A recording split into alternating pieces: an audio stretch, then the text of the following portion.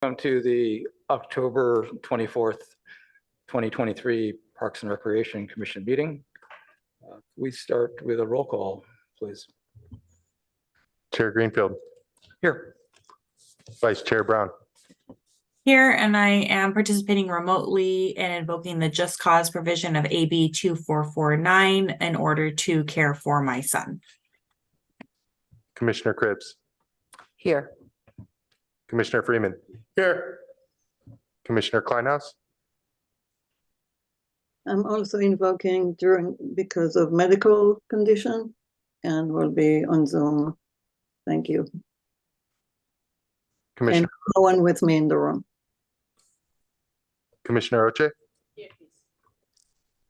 And Commissioner Wei. Yeah, I'm remoting as well due to cold virus, and also I'm in my room myself. Vice Mayor Stone. Here. Thank you, and we're happy to have a quorum of 4 commissioners on site this evening. Something we've taken for granted a bit, but glad that everyone, the full commission is able to be here this evening. Now is an opportunity for public comment. Members of the public who'd like to speak to an item not on this evening's agenda can either raise their hand via Zoom or fill out a speaker card. And again, if you are speaking to an item that is on the agenda this evening, please hold off to speak to it at the appropriate time. Chair, we have one in-person speaker. John, you have 3 minutes. Great, thank you. I won't take that long. Chair Greenfield, Commissioners, my name is John Kelly. I recently had the occasion to look at I forget what the exact title is, but it's the fiscal year 2024 municipal fee schedule. And in that fee schedule, there's a section, I can't give you the exact page, I was trying to look it up, but I think it's around page 75 that deals with impact fees. And I think it might come as a surprise to many members of the public that those impact fees increased. I'm doing this from memory, so if staff has the resources and can look it up, but I believe that the fees went up last year by about $3,800, which in and of itself doesn't seem like a huge number, but it was starting from a fairly large base. And that I think was around $72,000. So Palo Alto is now effectively imposing a certain kind of housing tax, if you want to think about it that way, which totals over $75,000 per unit. And one caveat, it's less for apartments. I'm talking about what are deemed essentially units in R1 zones. The reason I'm here and the reason I'm taking your time, I'll try to be brief, is that I found it very difficult to disaggregate the data that exists with regard to that fee. And one of the things I'm trying to figure out is who's actually paying for those fees. Because those fees, the lion's share of those fees, I believe it's over $60,000, I think ends up in a account which is not necessarily under your control, but it's certainly something that you recommend to the council concerning its use. And I think actually you've got a lot of power with regard to how those fees are distributed. So I'm trying to answer the question of who's paying for the fees that end up in the parks and recreation. Let me put it differently. There's an account, I don't know its name, but there's about, I think, $60,000 for each of these R1 units that goes into an account which is somewhat under your jurisdiction. Why is this important? My belief is that most of those fees are being generated by things that are not themselves R1 projects. They might be an ADU, they might be some kind of a lot split, they might be something else. And I'm just trying to disaggregate the data and figure out who's really creating this fund, which is being used to create money over which you have some power. So I just thought you might have access to better information about it than I could, and rather than pursuing some other avenue to get the information, I would just appreciate it if who's ever in the planning department or in public works or whomever would have this information would be kind enough to share it with me. I think other members of the public might want to know about it too. Thank you very much for your time and attention. Oh, one other point briefly. There's a truly unfortunate scheduling conflict tonight. So you may not know it, but in the room next door, there's a whole discussion concerning the Historic Review Board and the new historic inventory for the council, which I think is kind of also under your jurisdiction. So it's unfortunate that that meeting is running from 6 to 8 and this meeting starting at 7. Thank you. Thank you.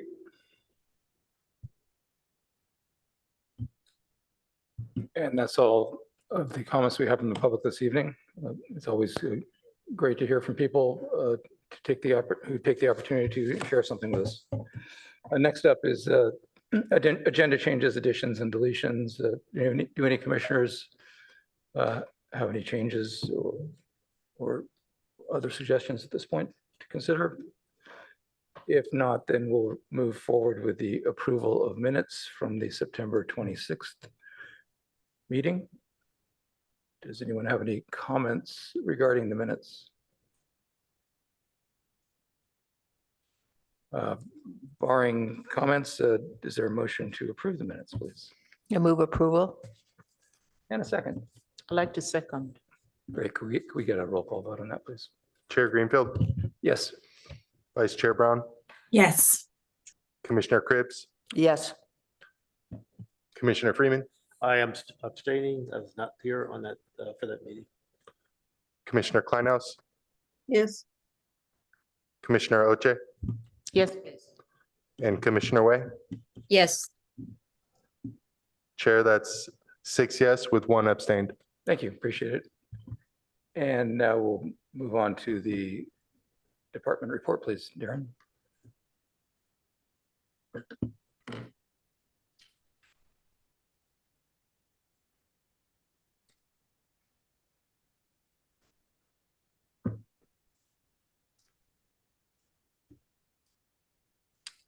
Good evening, Darren Anderson with Community Services Department. I will start off with an introduction of our newest member of Community Services Department. This is Sarah Robustelli. She's the new Division Manager for Open Space, Parks, and Golf. We're really happy to have her part of the team. This is her second day, and she'll be working out of the Parks office at the Municipal Service Center with me and Lom and all the other colleagues that I think many of you know. So please join me in welcoming her to the team, and you'll be seeing more of her throughout the coming months. And I also want to let you know about a couple other recruitment process items. The interview process is underway for the 3 vacant open space technician positions, which is great. And there's an interview process underway for the new Community Services Assistant Director for Arts and Sciences. So lots of changes in personnel coming for community services. The Enjoy catalog is going to be mailed out the week of November 15th, and resident registration opens at 8:30 a.m. on December 7th, and non-resident registration opens on December 14th at 8:30. I've mentioned this before, but just a reminder, we've got the Jacko Jaunt coming up. This is the city's 4th event. It's coming up at Friday, October 27th, 6:30 p.m. to 8:30 p.m. at Lytton Plaza. And I think there's still space. If you don't have room at home to carve your jack-o'-lantern, you can sign up through this program. This is called a workshop, and carve it on the site. But space is limited and pre-registration is required. And to learn more about that, you can use the email there, enjoyonline@cityofpalto.com. Real quick, Darren, what age group is that targeted towards? It might be targeted towards younger, but I think it's open to everyone.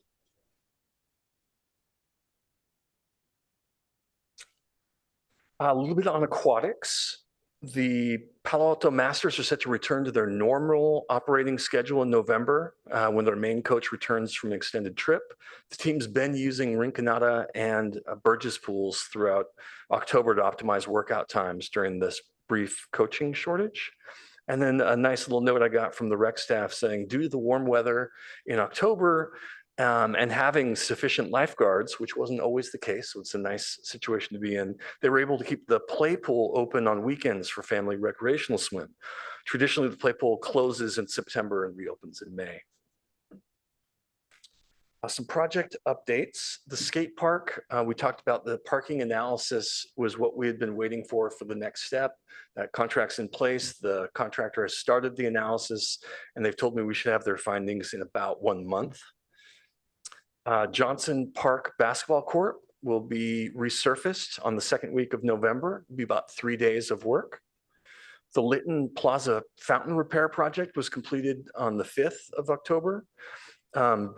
Subsequent to finishing the fountain element, there are other things we wanted to sort of polish up on the plaza itself. One is, the trees pruned. So they were pruned up by our urban forest team. Big thank you to them. The pavers on the plaza will be re-leveled next week, and we'll be replacing the trash cans by the end of November. And Piers Park Dog Park, we just added new mulch in the large and small dog park areas there. That was done last Thursday. Some CIP updates. I've bolded the ones that have been updated. The others are status quo from when we last spoke. So Cameron Park Improvement Project is the one that with the update here, and construction is anticipated to start in July 2024 and be completed in September 2024. This is a later start than we had anticipated, largely because that second bullet point you see, a 22 to 26 week lead time for the delivery of the playground equipment. So it was really surprising to us when we issued the notice to proceed to the contractor that he could go ahead and order, but this is the timeframes he was looking at. So it was good for us to know, but a little frustrating that such a long wait. Chair, you had asked last meeting if I could give you an update on the Coverly Field restroom project. The timing is that the building delivery and installation is expected to be May or June 2024.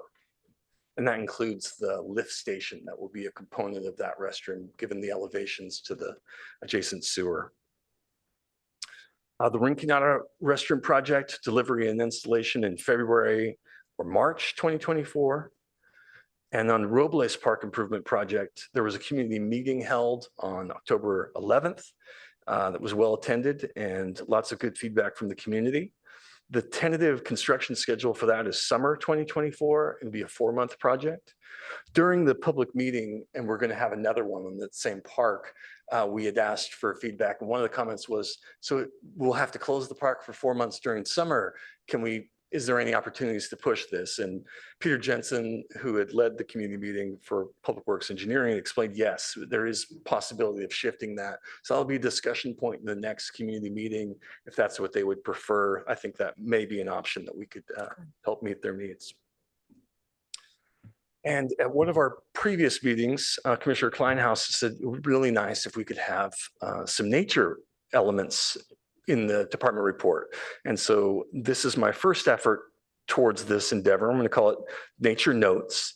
And this one's about tarantulas because the rangers just let me know the other day, hey, we're seeing them up in Foothills Nature Preserve right now, which is exciting. So August to October is the tarantula mating season. And so the males are leaving their burrows during this time of year in search of mates. And so they can be seen throughout the park as they slowly traverse their way to find a mate. So a little bit of information about them that I think might be helpful. Oh, this is a photo of their burrow. So you may see this. They do spin the silk webbing, but not to catch prey. This is just for lining their burrow, which is interesting. They're often portrayed as jumpers or sometimes animals that would attack other people. And despite those myths, tarantulas are not aggressive. They won't generally bite unless they're provoked, and they don't chase after people, which is good to know. And they do play an important ecological role. They eat insects, plant-eating insects, and sometimes small lizards. And in turn, they serve as food for lizards, snakes, spider-eating birds, sometimes coyotes and foxes. And sometimes people will ask, when I was a ranger, I used to get the question, how come I don't see them at other times of the year? And where are they coming from? Well, they're always there. It's just that most of the time they're daytime staying in their burrows, and nighttime they come out to hunt. But you can occasionally see these kind of burrows as you walk around, and there are often tarantulas in them. If you're lucky enough to observe one, please leave it alone and just observe it from a distance. And Chair, that concludes the department report. Thank you, Darren. Thank you for the nature note. I have seen a tarantula at foothills in the past. It's tough on the guys. They have a long journey and it doesn't work out well for them in the end either. I left that part out, but yeah, oftentimes it's not a happy ending. Do any commissioners have any questions for Darren regarding the department report or other department-related questions? I do, Chair. Go ahead, Ann. I like the nature notes. That's a nice title. Thank you for that. Is there an update on the family restroom status at Rinconada? I can bring that to the next meeting. I Great. did talk to Public Works and they have a staff person who's working on that. Great. And so I can hopefully get an update from them at the next one. I'll make a note right now. Thank you very much. bet. And then with all the renovations at Lytton Plaza, anything about the table tennis tables? Are they still standing up? One of them had to come out. It was too badly damaged. One still remains. And are we going to try to replace the second one? You know, we've been discussing different options, probably not that same style of the framed aluminum or metal, but maybe a concrete option. Something like that is what staff's looking into, options that we can fit out there that would look good and hold up well to the Thank use. you. You bet.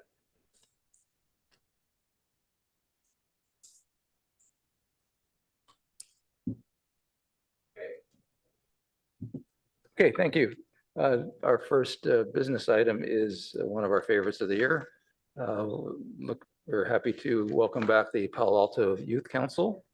Sorry, excuse me. Sorry, Joy. Just a quick clarification. Thank you and welcome, Sarah. Great to have you. I just wanted to confirm, you talked about a project completion, but there were other following action items. So just to clarify what depicts, a project completion. Like if we say something is completed, but we still have action items, at what's the cutoff? I see. Yeah, like the Lytton example, very good. So the project itself was really to address that fountain, which had fallen in disrepair. And that was what all the money that had been earmarked towards that project was towards. And once we finished it, sort of begged the question, what about all these other little cleanups that will just make the site pop a little more and look clean and fresh? So it wasn't part of the original scope of what we were looking at. It was more like, let's try to make this look the best we can and polish this park up a little. Thank you. So that's nice to have then. Awesome. Thank you.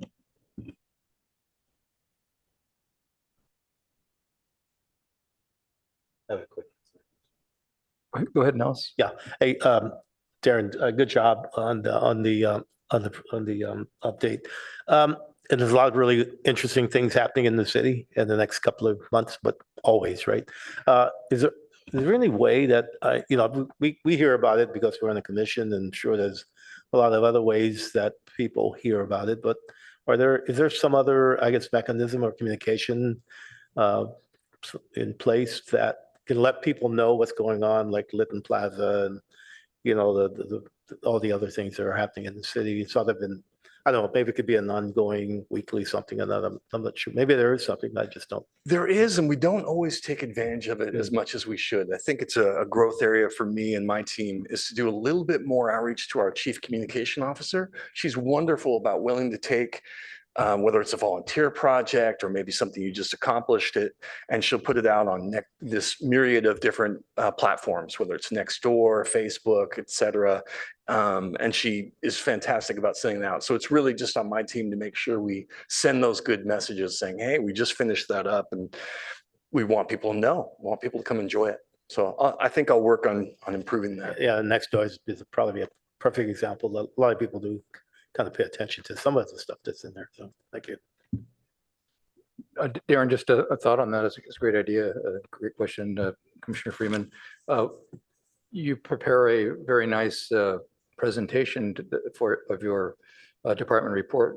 Would it be reasonable to just forward that to the communication department and let them look and see if there's anything? I mean, you could potentially highlight things where they can look and see and ask questions. Yeah, that's a good idea. You've already done the work on it. Yeah, thank you.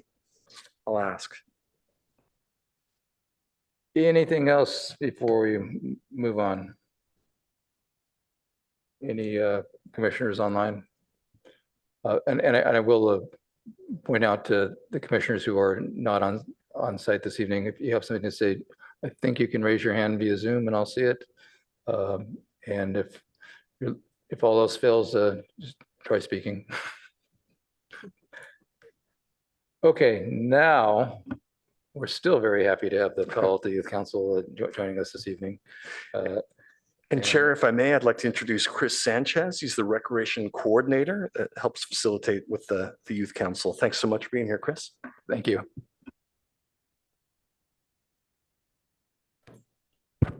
Check. Thank you, Darren. My name is Chris Sanchez. I'm the staff liaison for the Palo Alto Youth Council. I would like to thank the commissioners for inviting us today and Javad and Darren for making this meeting happen. Without further ado, I'm going to give it to the Palo Alto Youth Council. Hello, thank you to the Parks and Recreation Commission for providing us the opportunity to speak with you all today. We are the Palo Alto Youth Council, which we may refer to as PAYC during this presentation. I'm Olivia, the president. This is Natia, our vice president, and then this is Zara and Siona, two of our members. We will also have time for questions at the end of our presentation.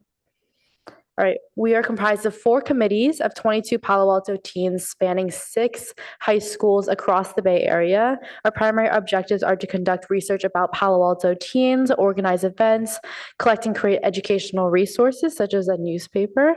But what sets us apart from other youth groups in Palo Alto is our proximity to the city council as liaison. So we send 1 or more of Palo Alto Youth Council members to each of the city council's meetings and also host study sessions with them to talk about initiatives and policy. All right, so just as a quick intro to our leadership team, this is Olivia, our president. My name is Natia, I'm the vice president. Our secretary is Melinda, and our public information officers are Priscilla and Joshua, and we have some of our lovely members here as well. Next, so we're just going to go through our term last year and talk about some of our themes and events from last year. All right, next slide, please. Because we did not have a Parks and Recreation study session last year, we will also be covering the initiatives that we conducted. The 3 themes that we decided were mental health, civic engagement, and climate change. We just saw that our Palo Alto teens, the peers that we have in this city, tended to focus their advocacy and engagement in these 3 subjects. Next slide. A project we focused on last year was creating a resource guide focused on mental health awareness and accessibility. The content consisted of mental health terminology and available resources. We aim to have both an online copy on our Instagram and website, as well as physical versions. We distributed these brochures in schools, mental health safe spaces, future events, and public libraries. Next slide. One event we have every year is the Final Study Cram Slam. The objective of this event is to provide academic support, stress relief, bonding among peers in times when students have many upcoming tests and finals. Our offerings included student-led study groups, peer tutoring, silent study spaces, relaxing activities like slime making, and dinner and snacks on all days the event was held. We had over 200 students attend over the span of 3 days. Next slide. A new initiative we introduced last year was the monthly political newsletter, which focused on increasing awareness and engagement on civic issues. Our newsletter focused mainly on community-level upcoming events and current news. Next slide. All right, so moving on to our theme of civic engagement. So we had our city official meet and greet.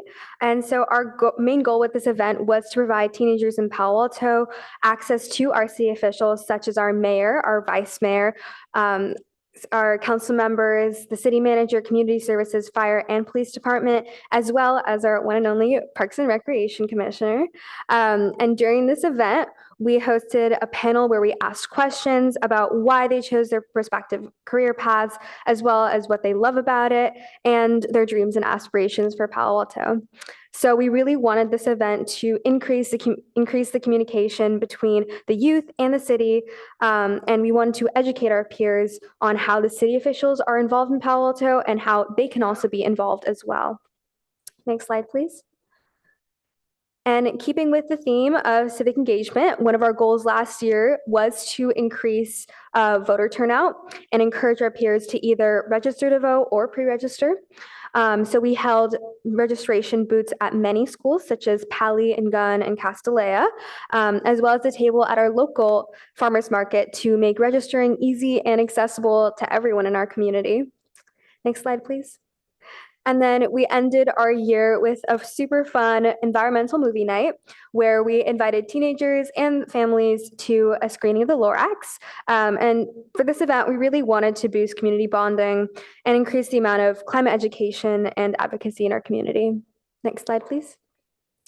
All right, next up, we're just going to be talking about some of our goals for this coming year, as well as some of the initiatives we have planned so far. Our two themes this year are mental health and civic engagement. The first initiative is a new one, a mental health census, in order to quantify the number of youth experiencing disorders, as well as understand barriers to treatment and advocacy. We plan to distribute this census via high schools around the Bay Area, and the contents will be used to inform both the City Council and the Parks and Recreation Commission, as well as potentially shared via infographics or social media to young people around Palo Alto. The second one also concerns the themes of mental health, which is a mental health film and potentially a documentary. This will be disseminated using 60-second Instagram reels, as well as potentially a longer movie. We aim to highlight youth perspectives, specifically those in Palo Alto, as well as give voice to mental health professionals in order to increase awareness and advocacy for mental health. Okay, final study slam cram. Because this is an annual event, we are continuing to host it this year. It has always been a favorite as it reduces the anxiety that finals can bring. Next slide, please. Next, for our census, we wanted to hear from other teenagers in our community, so we chose these main points to share with them. We also hope to share our findings from this with the City Council to let them know what current issues are on the minds of teenagers. These themes will also lead into next year's themes. Next slide, please. Okay, our newspaper, Palo Altogether. While we had our newsletter last year, we did make some adjustments to make it more engaging and accessible to teenagers in our community. One main thing we changed about it is making sure it was a physical handout and making it available on our website. The newsletter focuses on one current event and more local ones, such as how to get involved in Palo Alto. And we will have a copy shared with all of you, a physical copy after our presentation. Next slide, please. All right. Thank you guys so much for listening to us. We really, really appreciate you giving your time, and we really hope that you have learned more about our council as well as our initiatives for last year and this coming year. We would like to thank the following people on the slide, and especially say thank you to Chris for being such an incredible advisor. Next, we will be sharing some of our questions for you guys. So yeah. The primary question we have is how PAYC can best serve the Park and Recreation Commission's primary objectives this year. This may include facilitating communication with Palo Alto young people via social media or in person, attending your meetings, or more study sessions. Thank you so much for your time, and we look forward to hearing more from you. Next slide. Well, thank you very much for the great presentation. Thank you for sharing your enthusiasm with us this evening. It's always great to see the leaders of tomorrow getting a little preview, a sneak preview, and I'm sure it's hopefully it's a fun experience for you to be here, and encourage you to not be strangers in these chambers, to come and comment, listen and comment to City Council meetings and to commission meetings on agendas that are of interest to you. You raised some great questions. Maybe we'll start with Commissioner Cribbs as the liaison, or Commissioner O'Shea, excuse me. Yeah, sorry. That's right. I would like to thank you very much, Chair. I'd like to start by applauding you, Chris. Thank you for doing a great job, and to thank your leadership for all that you're doing. Commissioner Bing and I are very proud of what you're doing, and we owe you visits. In fact, I'm planning to do like monthly or quarterly if you would accommodate me. I'm happy to come in and, say hello and talk more, and, we can have that channel going as a liaison officer for your youth council. I appreciate your 3 teams, but I'm just curious to know why climate change dropped this year. I think we wanted to focus more specifically on civic engagement and mental health, though climate change is still a big concern for us. We'd say that in general, we also want to speak to what the teens in Palo Alto are most concerned with. And based on what we've done in terms of talking to other peers and the demographics and interests of the Palo Alto Youth Council this year, we decided that these are the 2 most pressing issues that we'd like to cover. Awesome. You touched a little bit on my next question. So I was going to ask, how do we get feedback from other teams who are not actively engaged? How do you get, do you have surveys done? How do you get, the word out? I know I go past Michelle Park a lot and I see, your ads or, a lot of things that you do. But I'm just curious to know, do you publicize the feedback, like surveys and stuff like that? So every teen is, engaged in what you're doing and carried along as well. I'd say primarily all of our meetings are open to the public, so any teens can come and speak there. If not, we also hold events throughout the year where they can engage directly with the Palo Alto Youth Council, voice their concerns or potential interests. And we also noticed this as a concern last year, which is why we created the Youth Political Issues Census to distribute this year in order to better understand the specific political, civic issues that Palo Alto teens are most concerned with. So we definitely acknowledge and understand this barrier. I know that young people are very big on apps. So I don't know if it's something that you could consider. And also you talked about a youth census. So I'm not too sure how you're planning to do that, to get feedback, so every young person feels heard. And also I'm just curious to know if you have any channel for mentorship. I know Chris and I and Commissioner Bing had talked a little bit about that.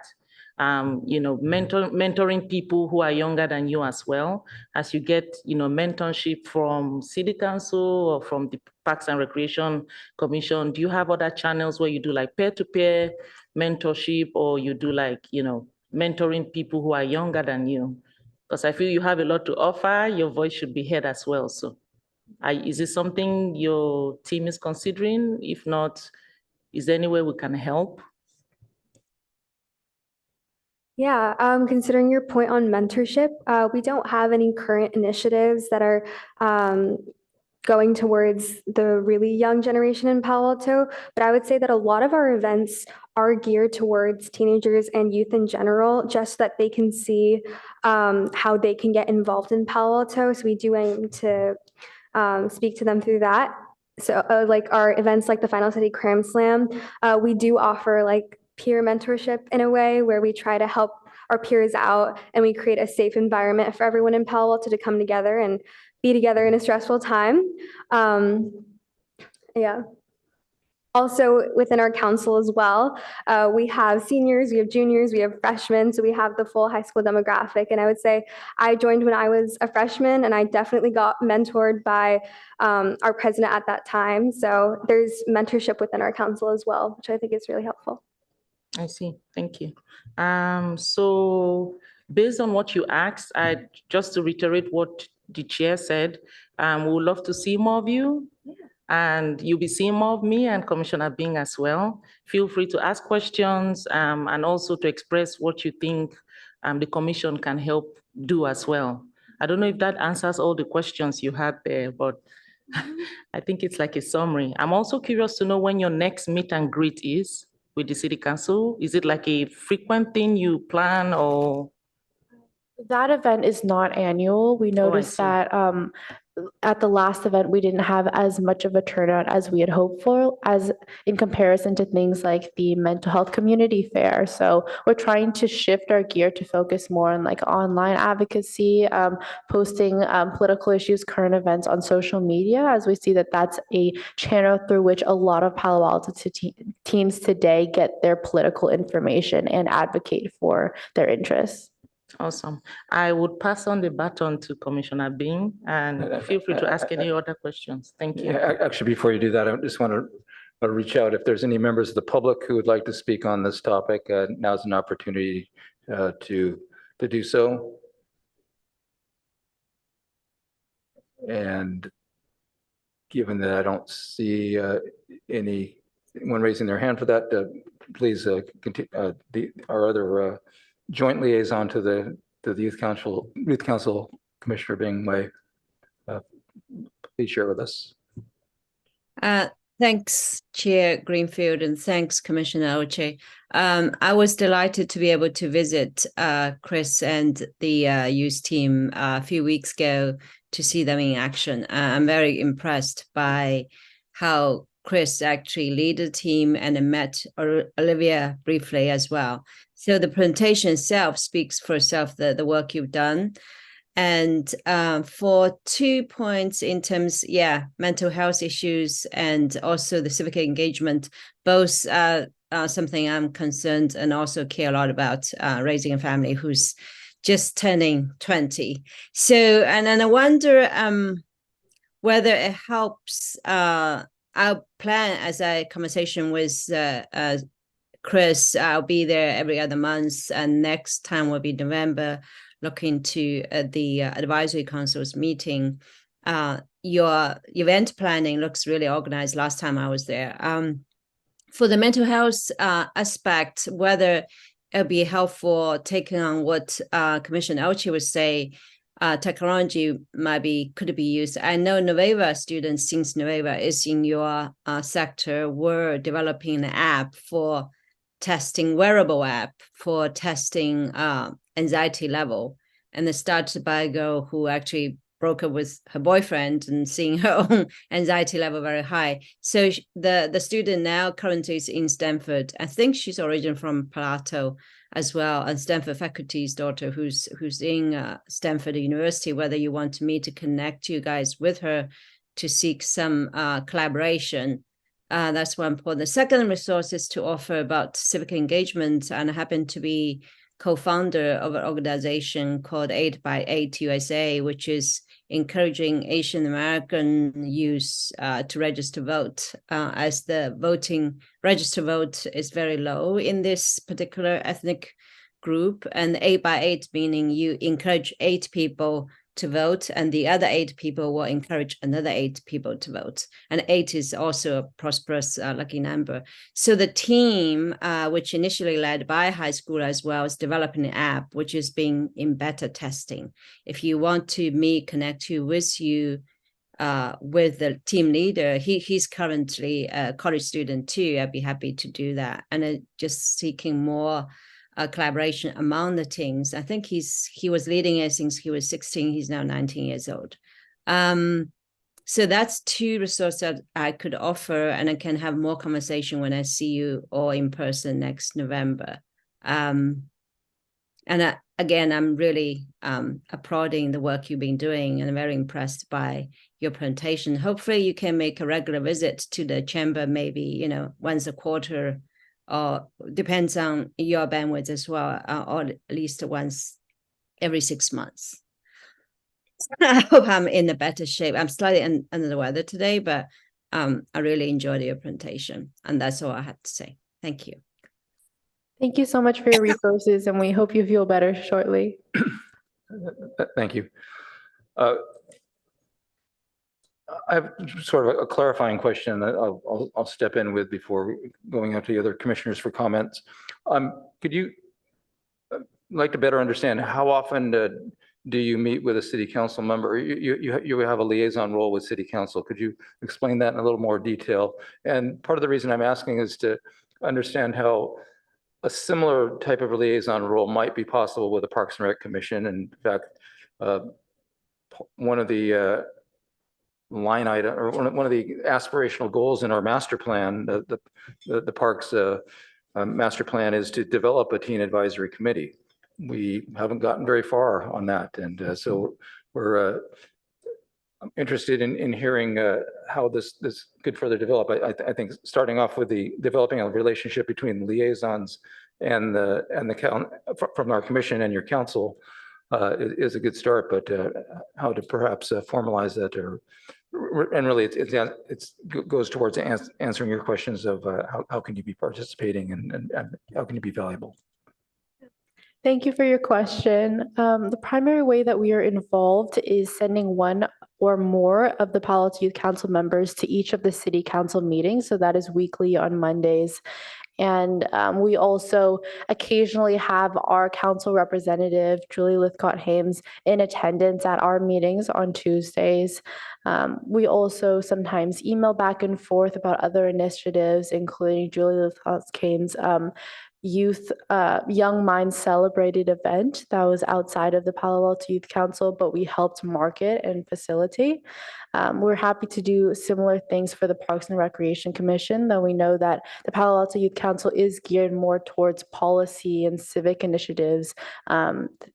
Boards such as the Teen Advisory Board in Palo Alto is more geared towards community bonding, sort of community events.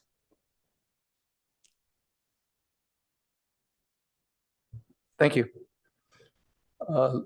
Let's go to Commissioner Kleinhaus. Thank you, Chair. I have a question for staff first. Can commissioners talk to the Youth Council not through the liaisons? Chris, did you want to help answer that one? Commissioners talk to us without liaisons. Sir, can you repeat the question, please? Can we, commissioners, talk to people from the Youth Council or the Youth Council as a whole directly and not raise issues only through our liaisons? I work with youth in other communities on issues that are somewhat related to mental health and environment, like, light pollution, which impacts health and mental health in youth. So I don't know how, but I'm not on the liaison group. So I was just wondering, and I think this question is really for staff, not necessarily to you. Is it okay for commissioners to talk to you guys?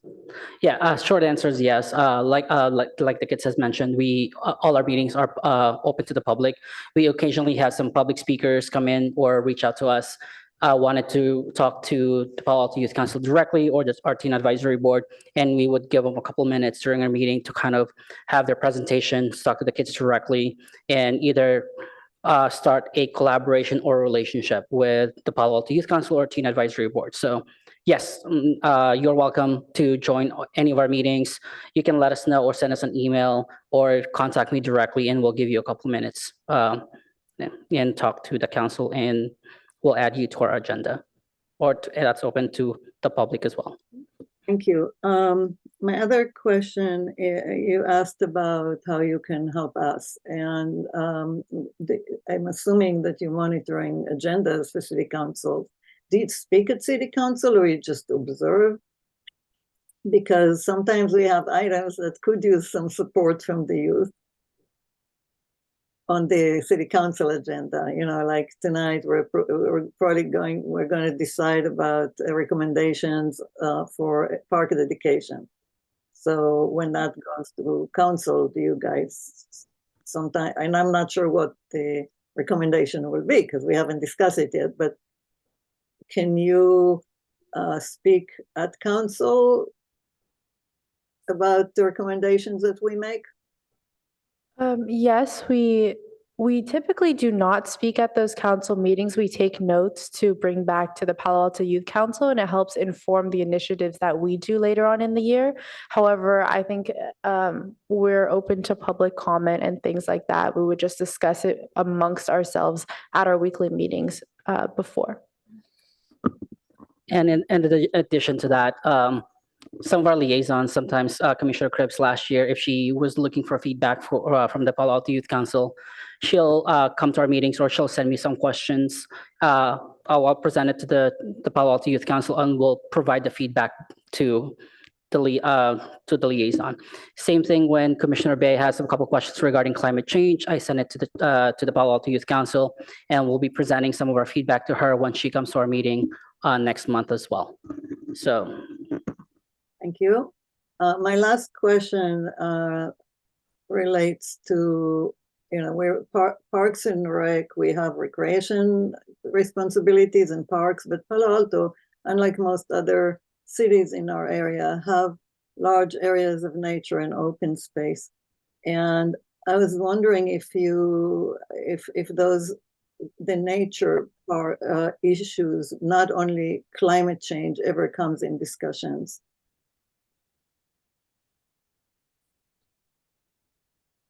Yeah, so since our goals for this year are more centered on mental health and civic engagement, we haven't discussed those issues as much. But I think if it came up in discussion, we would happily discuss it. And I think it's also important to note that there are a lot of really incredible student-led climate initiatives in Palo Alto, as well as some really incredible groups in Palo Alto led by youth that are about making public comment at meetings surrounding climate change and advocating as well. So, yeah, I know. I'm trying to separate the two. There is a lot of available science that shows that being in nature really has a direct and immediate impact to mental health and cognitive abilities, which I think is very important to consider within the discussion of mental health. Not, there's so many different things that come into that, but the impacts of nature, of being exposed to some bird song, trees, or going out to Foothills Park for a little bit can really make a big difference. And so I was hoping that you will consider doing, maybe if you guys do researching a little bit the connection between nature and mental health. Yeah, thank you for the suggestion. We will absolutely consider events or more initiatives geared towards inviting youth to spend more time in nature. Additionally, if you have any objectives or events that you want to suggest to the Palo Alto Youth Council, absolutely feel free to contact us or attend one of our meetings if you have any event proposals. Thank you. Thank you, Commissioner Kleinhaus. I just wanted to follow up with one of the first items you were talking about in terms of looking to attend some of the youth council meetings, and I just want to understand better what you had in mind, and be while bearing in mind that we do have a couple of liaisons from our commission. So you're talking about stuff as an individual or outside the commission, or as something more commission related. And if it's the latter, then we need to make sure that we're working through the liaisons as well. Right. So I was worried about the Brown Act, and like if I go to one of their meetings that talk about nature or dark sky or any of these things, how does that? I don't know where the boundary of Brown Act is, and I want to make sure that I'm not crossing it. Okay, thanks. That's something we can take offline. Okay, thank you. So, Chair Greenfield, I have one more question or maybe suggestion to the Youth Council. So you mentioned how you can help us. So thinking, since you're working on social media, even last time when I saw you in action organize your meeting, you tried to put a little video together to advertise the event. Maybe that's something you can help us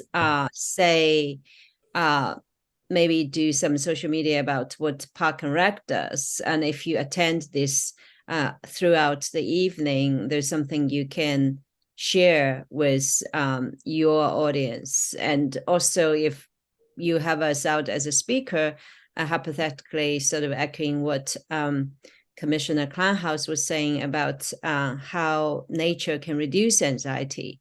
At the same time, there's a climate anxiety among youth, the older generation. If you happen to have an advisory council meeting in Foothill Park, having Commissioner Kleinhaus as a speaker, maybe that's event worth making into a little video as well. So see commissioners in action and on your social media channel. That might be something you can help us to pass the word around what Park and Rec and the Recreation Commission are doing. Do you think that's probably viable? I'll be happy to help you on that as well. We can talk more when I'm in your advisory council meeting next month. Absolutely. That's actually something that we thought about prior to our study session today. We thought of a short 30-second TikTok video that we could make with the commissioners if they're available at any point. But we're definitely open to helping advocate for the Parks and Recreation Commission or advertise among young people. Excellent. Yeah, it's very much a cross-generation learning. We are older generation using you use young, social platform to look into passing out our message or learn experience or learning from you as well. Thank you. Yeah. Additionally, we do have our Palo Altogether little news magazine. So we do hope to promote city events and stuff like that. Yeah, we have it right here on our magazine and hopefully distribute this to teenagers in Palo Alto as well. Fantastic. Thank you. Let's hear from some other commissioners who haven't had an opportunity to speak. Vice Chair Brown. Yes, I just wanted to thank you guys for your time. I grew up in Palo Alto, so I know how busy you are, and I was probably not even half as busy as you guys are these days. So I appreciate your time and dedication towards the city. And thanks, Chris, for your time and leadership on this effort. Just responding to your question about how you can support our initiatives, I think going through the liaisons and making sure you're aware of what is on our agenda, and we can do our best to identify items where we think the youth may be interested in, but you guys really know better than we do on what issues you might be interested in or the youth of Palo Alto may be interested in. We can say we're discussing a skate park. You might want to be interested. You might want to show up and provide input on that issue, but you also might be interested in the park dedication, like Commissioner Kleinhaus mentioned. So I would just say monitoring our agendas, maybe having a representative to look, or our liaisons can also funnel those to you if they're available to do that. We do have far fewer meetings than the city council, so it's a little bit easier to monitor our agenda load than the city council ones. And then the only other comment I had was I'm sure you guys have a process for how your themes or areas of focus for the year are determined, and maybe you want to speak to that process and how those are identified. But just wanted to offer that obviously the city council has their goal setting, priority setting process. We also have our work plan development process annually, and just looking through those documents or those meetings, or even being in attendance at those meetings to identify potential areas of alignment on the work that we're doing with the work that you're doing. You guys have a process for identifying your work, and we want to make sure that there are natural synergies that you guys can see and how we could work together for the year when we do annual planning. But great job and keep doing what you're doing. So thank you. Thank you. Commissioner Cribbs. Yes, thank you very much. Well, first of all, thank you all for being here. It's really great to see you again. And I just want to say that your voice is so important for all of us to hear. And so please continue to use that voice. We talked a little bit about with the other commissioners about an opportunity to get involved in other things that we do and all of that. We certainly, if I took the list of all the suggestions we had today, you would have more than a big workload with everything else you also do at school and preparing for college and friends and all of that. So I think we're probably adding a lot to your agenda. And so we appreciate your listening definitely to that. But In terms of following our agenda, over the years, we've had study sessions and had groups and task force, and I think we've really tried hard from our perspective to include the voice of a youth, whether it was on the Baylands or whether it was on Foothill Park or whether it was on a new program. And so that's really, really, really important. And if we can continue to keep that line of communication open, I think it would be really great. In the meantime, I would commend you for everything that you're doing, and thank you all so very much for even being here tonight and being part of this. We really appreciate it. Palo Alto's really, really, really lucky to have you, and you are obviously the voice of the future, so it's always good to hear from you. Thank you so much. And Chris, thank you for your leadership as well. Thank you, Commissioner Freeman. Well, thank you. And thank you for the presentation. And I really, again, thank you guys for your presentation and the hard work that you're doing. I want to give you a shout out for, doing the important initiatives that you're focused on. I know you've got a lot on your plate, a very short timeline that you're working with and trying to, balance everything with schools. And if you're ready for, a very short timeline to get a lot of initiatives in. What I do want to know is if you are there in trying to stay on top of these initiatives. I note that you added mental health and along with all the other initiatives that you've had. But do you tap into some of other groups within your school or outside your school that can help kind of keeping those initiatives moving forward? And the other question is whether or not you are reaching out to other communities, let's say outside of Palo Alto and others, to make sure you've got a pretty good teen demographics, I guess, that's giving us more information about some of the things that might be affecting them in their areas. And we're sort of in a bubble where we might not see the importance of that. Yeah, what's wonderful about our youth council team is that we're comprised of people spanning from like San Mateo all the way down to like Los Altos in terms of where they attend school, but we all are based or we either attend school or are residents of Palo Alto. I'd say we also distribute our resources, including our magazine, our political magazine, also flyers for our events and initiatives to all of these schools. So essentially across the Bay Area in order to reach students beyond the Palo Alto region. And then what was the other question? No, whether or not you're tapping into other groups to help you with, helping moving some of those initiatives forward. Yeah, we also talk to some of these student council groups and other groups within those areas in terms of like submitting an editorial piece for our magazine or working alongside us at the final study Cram Slam. We've contacted Castanea, Palo Alto High School, Gunn High School about sending peer counselors, peer tutors to these events, hosting booths in order to provide additional resources to young people. Okay. Yeah, and just adding on to that, we've successfully had a really great partnership with the Alcove Center in Palo Alto that is catered towards teenage mental health. And also last year we had our mental health panel of speakers, and we actually had an incredible student from Pali come and speak about her experience as well. So hopefully we've been getting a lot of diverse perspectives and voices on our topics as well.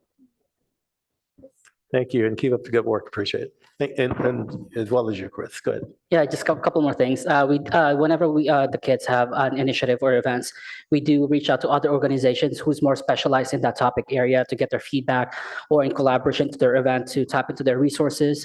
In addition to that, we also, the Palo Alto Youth Council also attends a mini conferences called Yak Social, which is usually comprised with the different Yak commissions in the Bay Area to kind of reach out, network, and see what they're working on, and maybe some of the things that they're focusing on can be implemented on our own city as well.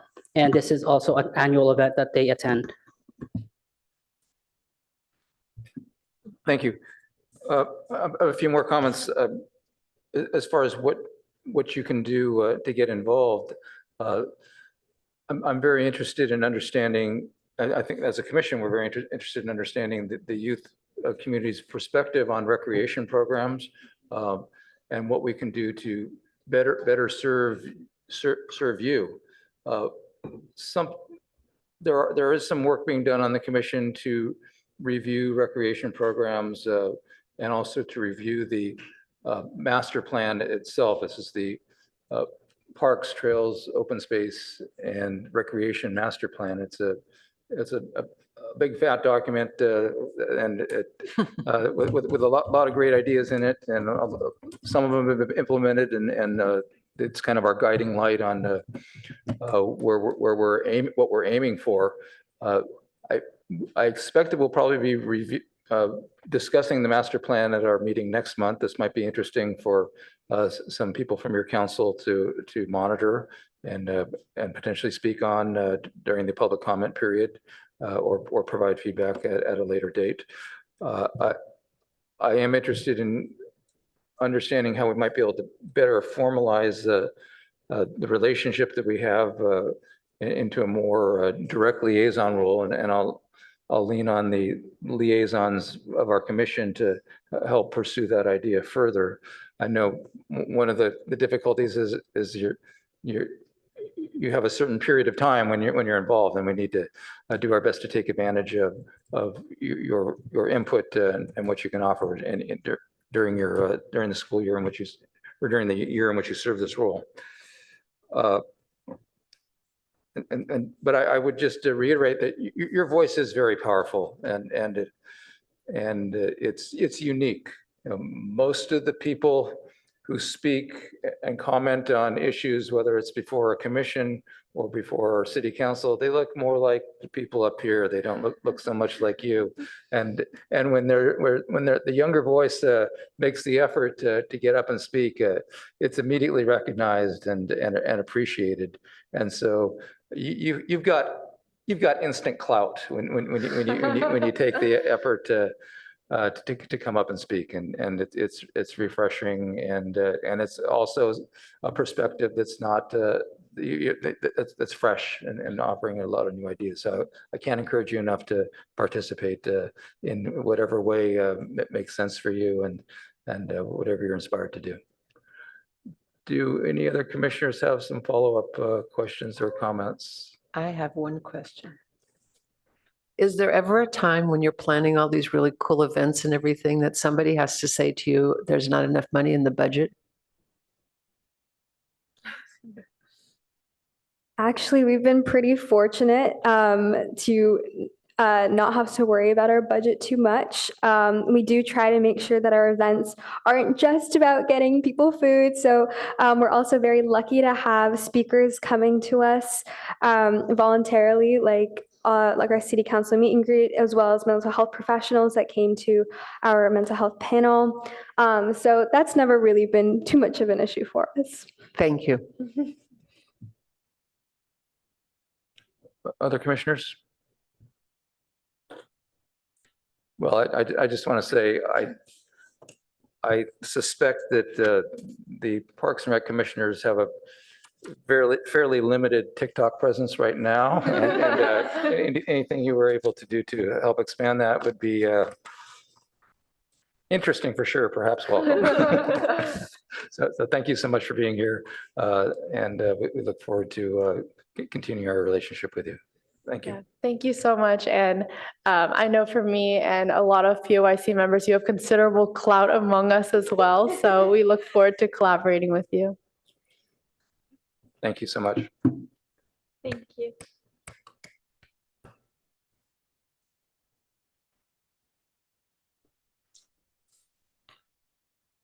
Okay, tough act to follow, but next step on our agenda is the park dedication of the Tower Well site.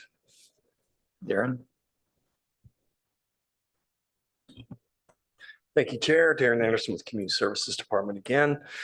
This item is to discuss the potential park dedication for the Tower Well site. That's a 0.19 acre parcel located at 201 Alma Street. So a little bit about a park dedication ordinance and what that means. What it's essentially doing is reserving that land for park, recreation, and conservation purposes only. And if we were to change the use of that, it would require a vote of the people. So it's something that should be thought through well and in advance before deciding to dedicate a property. The PRC Park Dedication Ad Hoc has met with staff numerous times to discuss potential sites for park dedication, which is of course part of our work plan. And while Ad Hoc and staff continue to investigate several different potential sites, this site, the Tower Well, has been identified as a location we think we should move forward with now in terms of dedication. This is a photo of the Tower Well. And I just want to point out a few things. Of course, here's the obvious tower itself. And below it, and this is a 79-foot high concrete tower well. And at the base of it is this building that was referenced in the staff report. It's connected to the well itself. There's nothing really in it now. There was some old storage items. It's not in the greatest condition right now. And I don't foresee it being a usable element of a park if we were to dedicate it, at least in its current capacity. I don't think that's feasible. And the ad hoc thus far hasn't discussed any potential uses for the building. It's really the adjacent site that's already developed. Let's talk about what is on the site.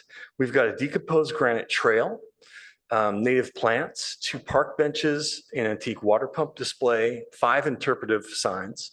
Staff report mistakenly said 4, it is 5. And there's an electric fiber utility box. And I just want to point out that the maintenance of the site is already performed by a contractor that Community Services Department manages. This will continue to be the case regardless of park dedication. And I should also note that these park-like elements went into this area in the year 2000. I just want to show a few photos so you can see what the interpretive signs look like, get a rough idea. And here's the granite pathway that we talked about. It's a very short pathway. It's a very small little park-like setting. This is the valve pump, the water pump display. And then in the back here, you can see this utility box. And when I conferred with the utility department before we started thoroughly investigating the site as a potential one, I wanted to understand, do you have any concerns? And they pointed out, they just wanted us to know and acknowledge that we do have electric and fiber utility infrastructure at this area. It serves the adjacent area and will have to remain and could require maintenance or replacement in the future. I don't believe that replacement or maintenance of this particular infrastructure would damage or change the use if this were a dedicated park in any way, other than the amount of time it takes to replace or fix it. It doesn't mean fundamentally altering the area, as I understand it.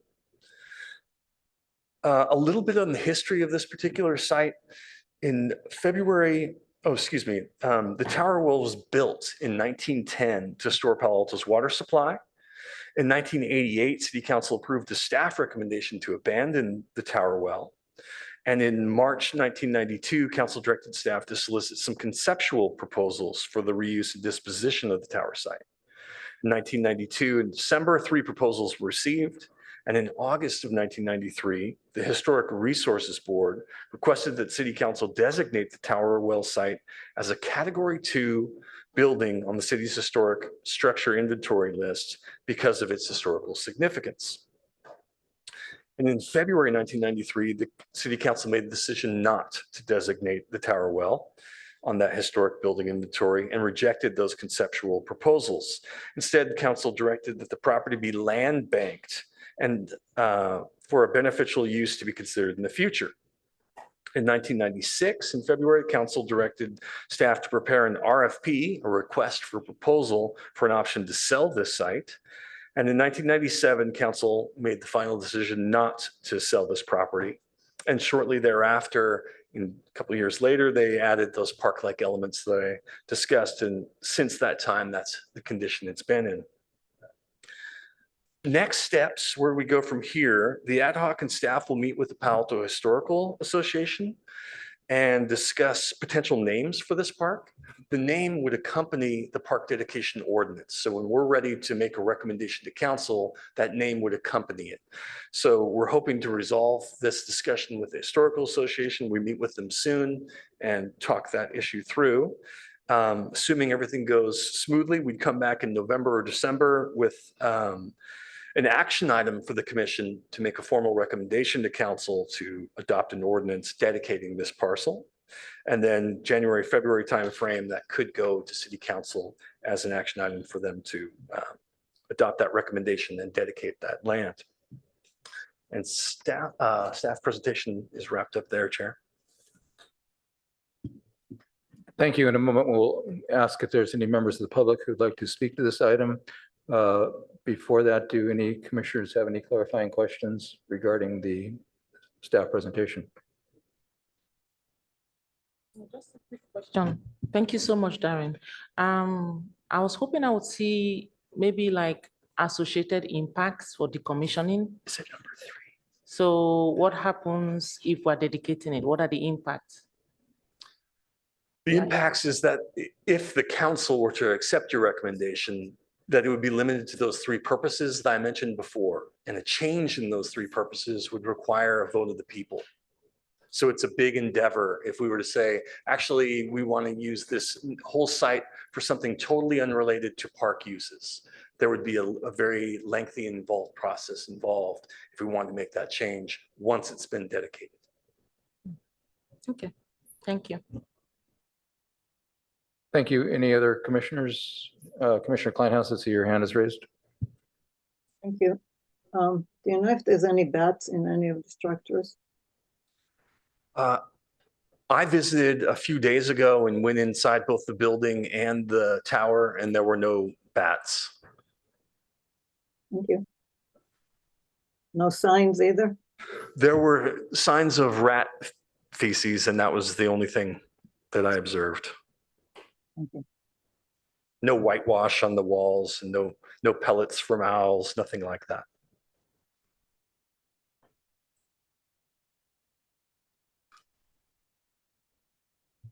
Any other clarifying questions?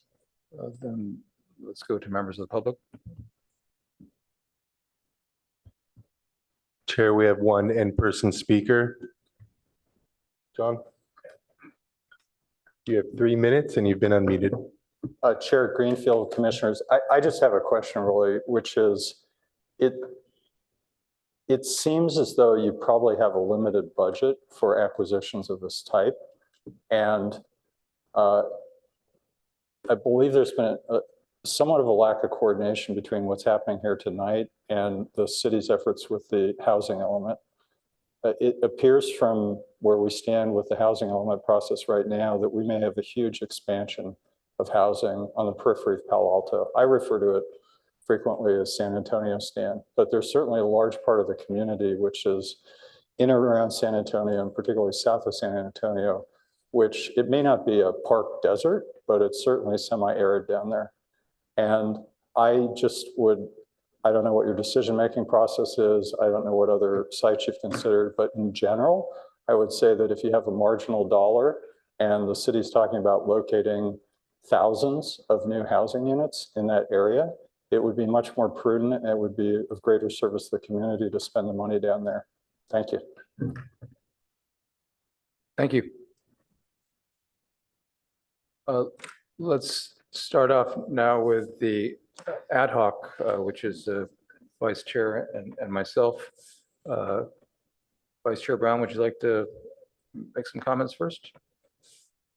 Sure, and thank you, Darren, for the wonderful presentation with all the history in the background.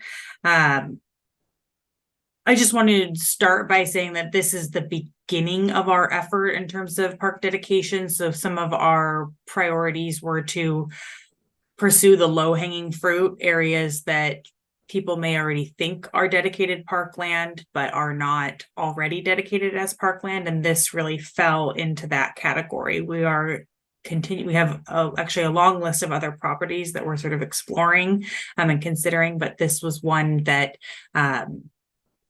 that seemed fairly straightforward to move forward with, and be able to pursue additional dedicated parkland in the city with relatively few hurdles. I appreciate the background on the site and how it was envisioned for use and potentially disposed of at one point, and that the city is already maintaining the property, so there is no additional cost. The city would be maintaining that property regardless. So I appreciate staff's work and look forward to meeting with the representatives from the historical group and coming up with a name, hoping that we can get some support from the rest of the commission tonight. Thank you, Mandy. And I appreciate you pointing that out. I was a little my thunder. I was quite happy to share. I would note even more specifically, one of the key sites we've been looking at more recently is Rinconada Gardens. There are some potential hiccups regarding that. We're working to work through. Another interesting site that a member of the public suggested is some traffic circles outside San Antonio Avenue near San Antonio Road near Alma. But there's one particular circle that's used by the local residents there for congregating for dogs and things like that. And that's a potentially interesting site to be looking at. And as Vice Chair mentioned, there is a long list we're working on. Darren, could you just re-clarify what the financial implications are of potentially dedicating this area as I think they're relatively low. I think we would add, like we do in almost every one of our urban parks, a sign. So I think that would be one element. At some point, this is sort of regardless of whether we're dedicated or not, but those interpretive signs are 20 years old and you could see that there's rust on the edges. And at some point that needs to be refreshed too. Again, that's regardless of dedication, that should be done.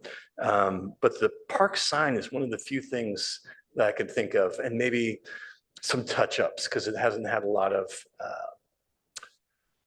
renovations, I would say, since it was built out in 2000 with the benches and stuff. But it's in good shape. It's just a little older looking. Thank you. Yeah, I was actually out at the site today and looking at the interpretive signs. Sorry, I did count 6, including the dedication sign. There's one around back. But they actually look like they're in pretty good shape, with the exception of one that had a little graffiti issue that looked like it could be addressed. So I was pretty encouraged by that.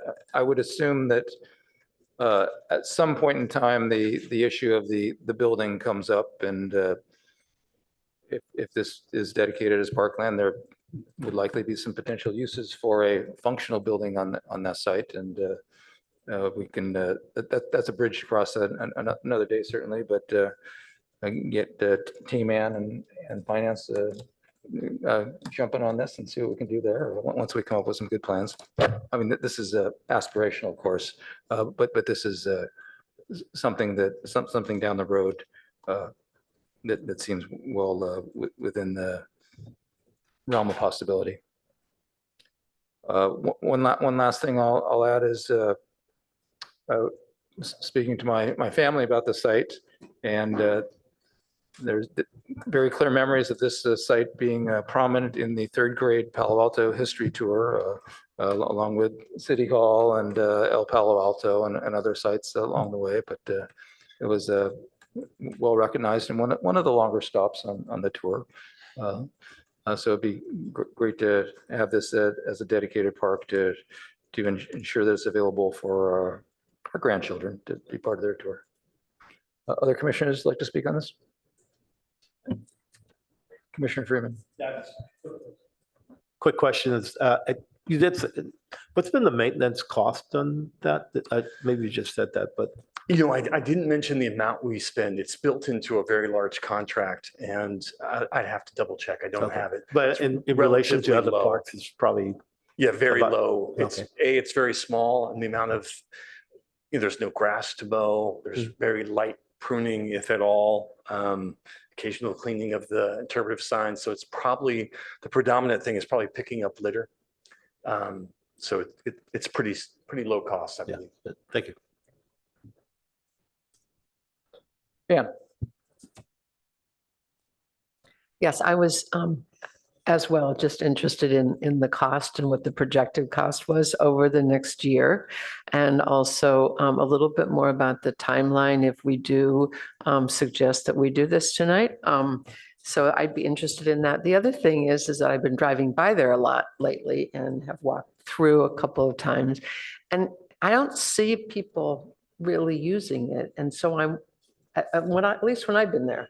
And so I'm thinking, do people really know that this is a park and it's okay to go in and sit down and look around? And I mean, I don't know that. So maybe other people have had different experiences. So I don't know. Maybe a park sign will help. Maybe a park Get sign that on will our help. website. I mean, it's an interesting site. There's a Yeah. lot of fun things there. And Yeah. so, yeah. Yeah, a nice place to repose. So just the cost, Darren, thinking about I'll look that. into what we're currently paying, but and I'll think more thoroughly on what else it would need. But the only thing that really pops out to me is a park sign. It's already got all the basic amenities. If we end up, the ad hoc really hasn't, and staff haven't discussed what else would we want to do to it? Like, would it need some other, I don't know, new, fresh native plantings perhaps, or something else? But the dedication portion and adding the sign saying this is such and such park, relatively low costs. Okay. And again, the maintenance costs are already built into the contract that exists. So in the near term, there aren't very many costs. And if the commission decides like, hey, we'd really like to do some more improvements here, well, that would depend on the nature of the improvements. And then the name itself, you are going to work with, and the ad hoc will work with the Historical Society to get to that. And okay. Yes. Okay. Thank you. And I think our general goal and intention is to bring this back as an action this year, November, December, assuming we get everything sorted out. Okay, but it'll go one at a time. So there'll be other park ordinances in the future. I'm thinking you wouldn't ever want to bundle that just to save people's time and energy, or? We did look at bundling, and that was our original intent, but some of them have challenges that are going to take longer to resolve. I see. We Thank wanted to get one victory That's here fine. in terms of dedication. Commissioner Way.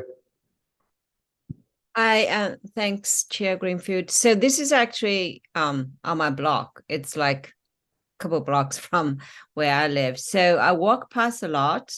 Yeah, I echo what Commissioner Ann-Cribb was saying about it does not look like a park, and I hope would that be, need more greenery around it, and whether there should be dedication, including a history of the well, will help as well. And certainly from the distance, nobody would think it's like 3 blocks or 4 blocks from Johnson's Park, where Johnson's Park, obviously children play there and the people play basketball there.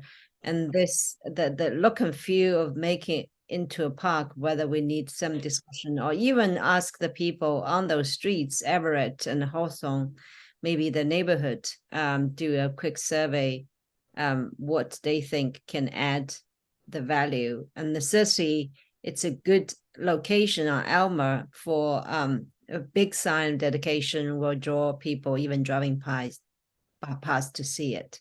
I'm just thinking the similar thing about how we make it more park-like or park look like, and whether more trees, even row of trees, or whether more lawns, I don't know, just throw out there.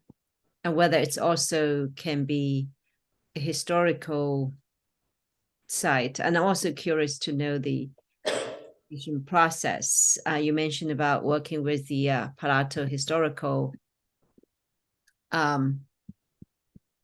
Commission, whether the neighborhood itself, who's been there for a long time, whether they would be interested to, it's a possibility to engage the people in the neighborhood. I'll take a stab at this. I think as far as a park, this certainly isn't a heavy-duty recreational park where we're going to put a playground in and a basketball court. It's more of it's a small site, but it's more of a peaceful respite. It's a place to relax, catch your breath, reflect. I think that's certainly what the site feels like to me. I think it's pretty nice in that respect. I think there's certainly an opportunity to upgrade the vegetation a bit, take a look at the trees. Trim back some, but I think it's more our goal in recommending dedication is to maintain the character of the site generally as it is now.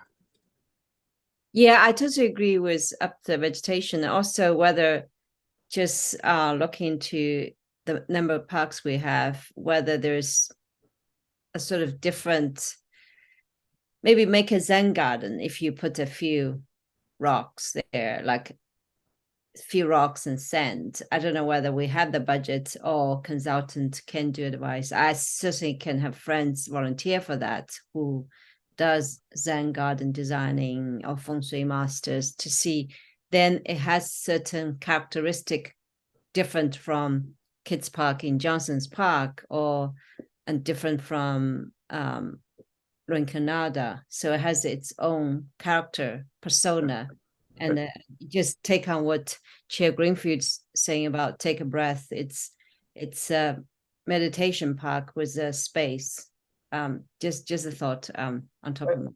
I think that's more in keeping with the character of the site. It would be a little bit of a departure from what it is now. It is currently a historical site, whether or not it's on the historical register or not, but there are 6 interpretive signs built set up along a small decomposed granite walking loop.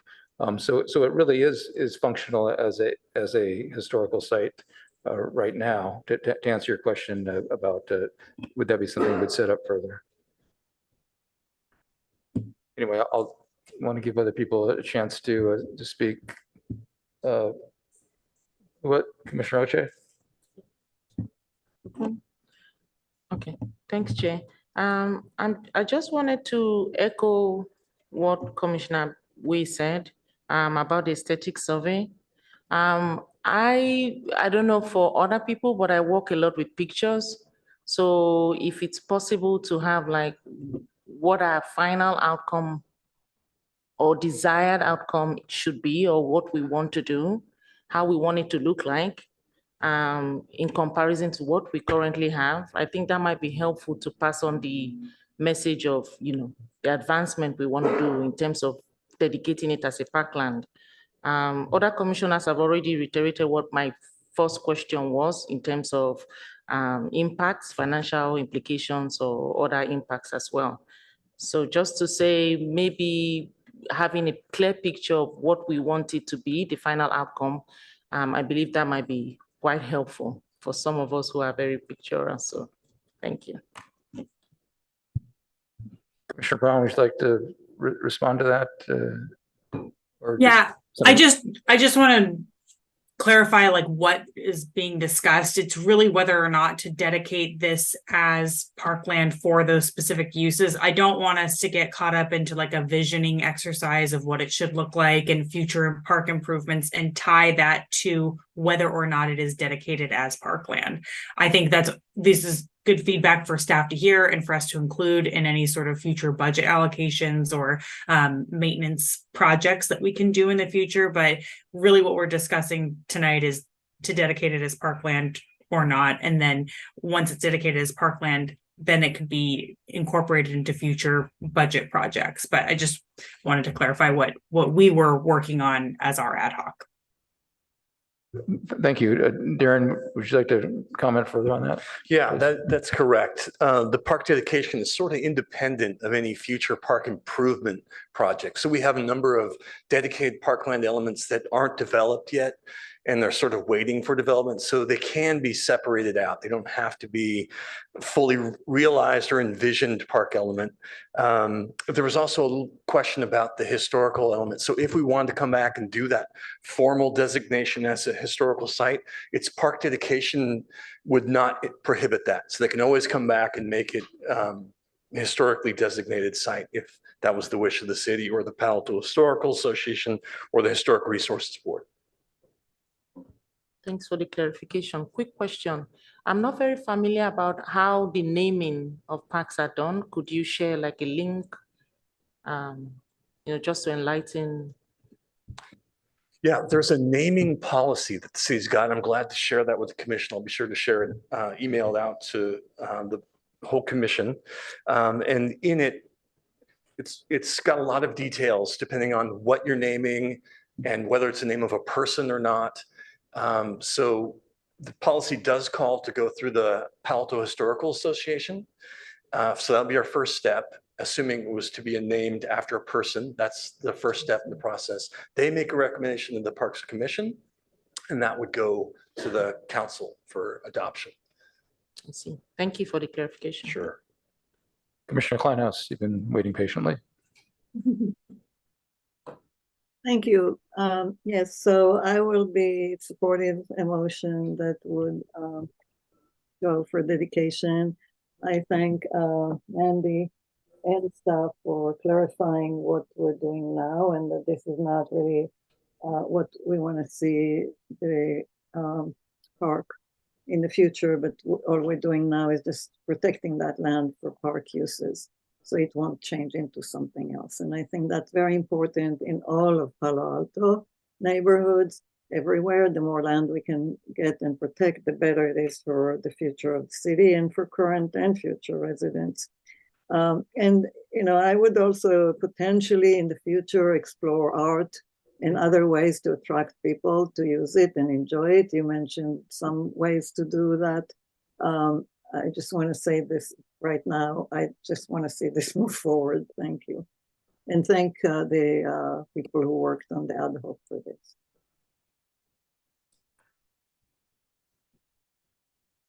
Thank you. I think everyone's had an opportunity to speak now. Any follow-up questions?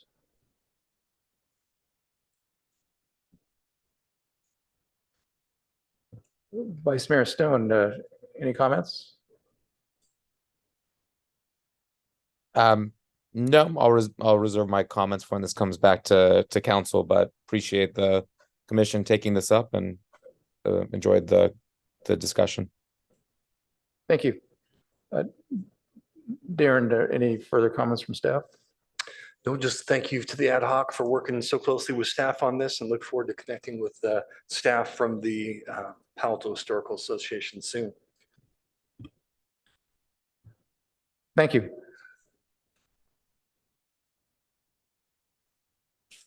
Okay. Next up on our agenda is the tree protection ordinance update review. Chair, it's my pleasure to introduce Peter Gollinger. He's the city's urban forester with the Public Works Department. Thanks for being here, Peter.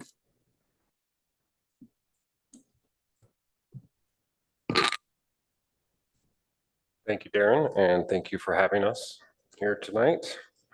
I do have a brief presentation that I will go through before we start our discussion. Next slide.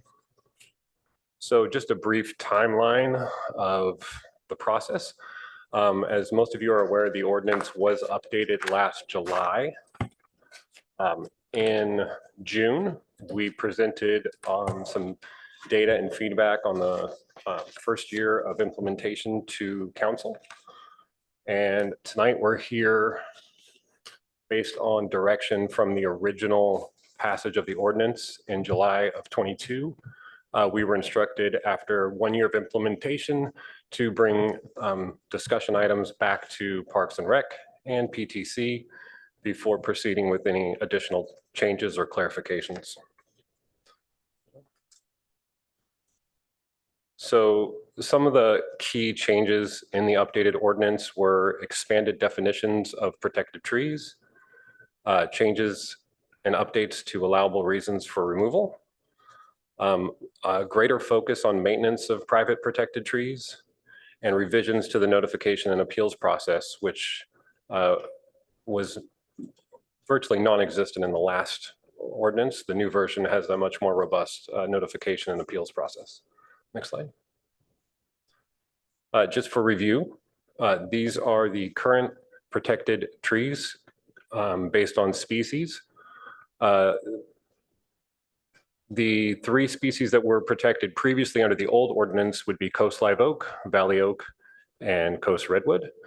The largest change is the new protected species for mature trees at 15 inches in diameter. So this includes all other species except invasives and high water users.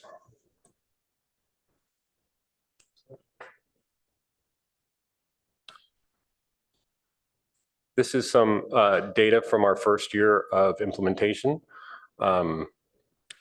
These are tree removal permits outside of development. And you'll notice that under the first year of the ordinance, we had 117 total tree permit applications compared to the previous years of 60 and 66. We estimate for this calendar year, we'll have about 170 applications. Again, these are for protected tree removals outside of development. So these are not related to a project. Because of the storm season we had this year, 56 of those are due to storm damage, dead or dying. So there's a mixture in there. I think the key point on this slide is that 71% of the trees that were included in these permits are newly protected under the new ordinance. Next slide, please. One of the other key things that we implemented is notification of maintenance of protected trees. So this is a form that tree owners would fill out to notify the city that they are performing maintenance of a protected tree. This allows us to answer questions from the public when they come in. So far, we've had 77 notifications submitted for the first year that this has been in place. And we're working to get the word out to arborists and tree care companies that they should file these before they do their work. It's picking up. We've had a lot more this last month than in the previous month, so the word's spreading. So during the course of the first year of implementation, staff kept note of issues that came up. And so what we're bringing to you is our first stab at trying to resolve some of those issues that we encountered. There's 2 main types of changes. The first is changes to clarify the existing code. And the other is changes to the allowable reasons for protected tree removal. So some of the updates that we have proposed for clarity. There was some confusion regarding the designated arborist list. Again, this list is still in progress. It is not yet active. However, it was not clear when an applicant would choose the arborist and when the city chooses. So we changed some of the language to clarify that. We changed the wording for the definition for a designated tree. So a designated tree is a tree that was planted as part of a previously approved project. The language was unclear. It made it sound like it was for a current project. So when a project is complete and a tree is planted as part of that project, it becomes protected regardless of its size or species because it was required to be planted as part of a project. So we clarified that in our new language that we're proposing. We also clarified what type of tree removal permit is needed. Nowhere in our ordinance did we discuss that commercial properties require a staff level review from planning department for removal of a tree, protected tree. We don't handle that in public works. Because it's part of a larger project, those trees could have planning implications. They could be required screening, they could be important architecturally, so therefore planning needs to review those. And so that wasn't ever mentioned in our ordinance, so we added that to clarify that. We also clarified the 25% rule. This is when the protected root area of a tree takes up 25% of the buildable area of a lot. We clarified the calculation method on how we determine that. We also added some language to kind of clarify the development moratorium, which can be applied when trees are removed outside of development. Next slide. We are proposing some updates to the reasons for removal. So these are for outside of development. The existing code has a tree as a detriment to or crowding an adjacent protected tree in the same line as impacting the foundation or eaves of an existing residence.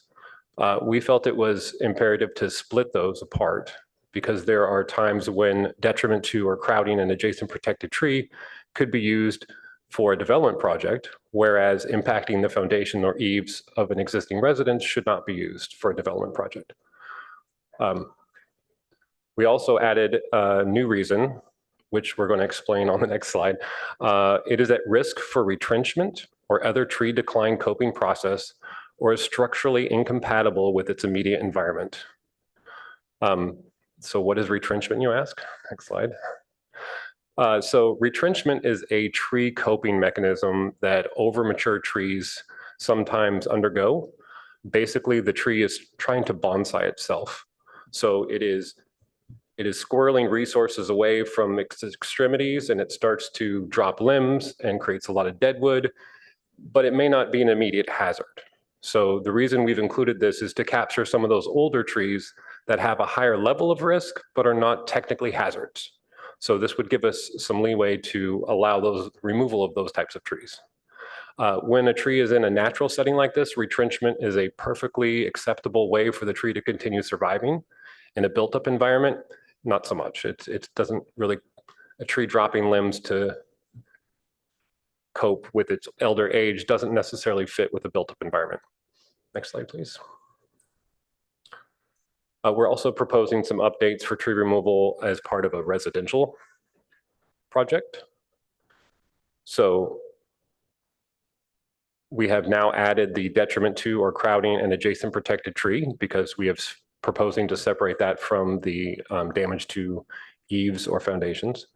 And additionally, that risk for retrenchment or incompatible with its immediate environment. We're also proposing to add in the 25% rule. So this rule has been used in past practice on residential lots that undergo planning review.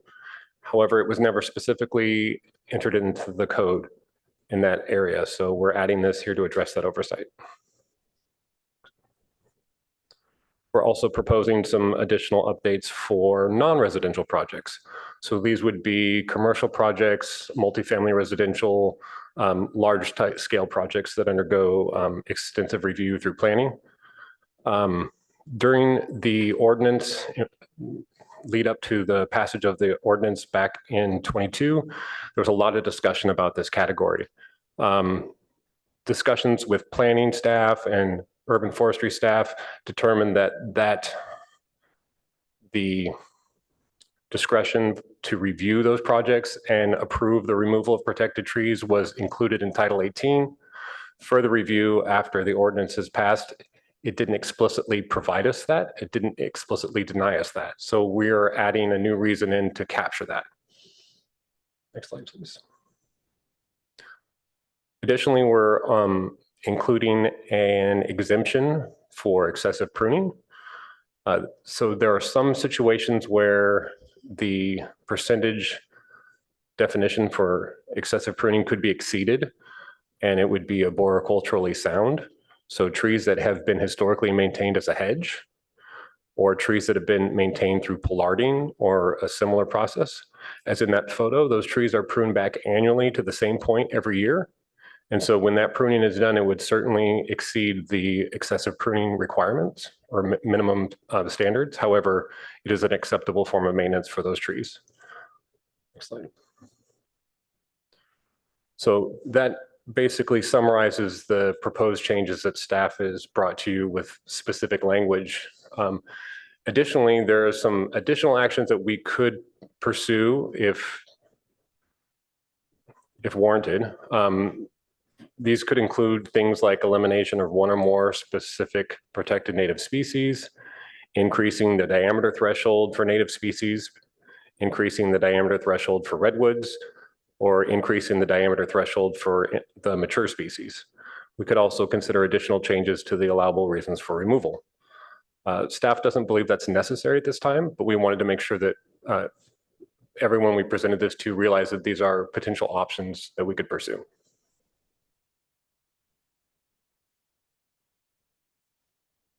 And just as a reminder, this is our estimated total number of trees in the urban forest.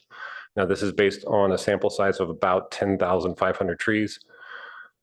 You'll notice that under the old ordinance, we protected 81,720 trees. Under the new ordinance, it's approximately 225,000 trees, the majority of which would be under that mature category of 15 inches or greater, which would be 140,000. That is the largest increase under the new ordinance. Next slide. And just a reminder why we have an ordinance and why we're here is, of course, all the benefits that our urban forest provides. Primarily, it is our biggest tool against climate change, against carbon sequestration. It increases property values, reduces crime, on and on. There's studies upon studies about how valuable our tree canopy is to our urban environment. And I'm happy to entertain any questions you have. And if you want to go over anything specific, I have the report and the red line with me, so we can dive in if you have questions. Thank you, Peter.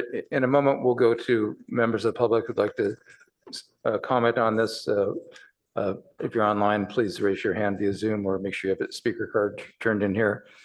I'd like to start with just a quick qualifying question and then invite other commissioners to ask specific qualifying questions before we go to public comment.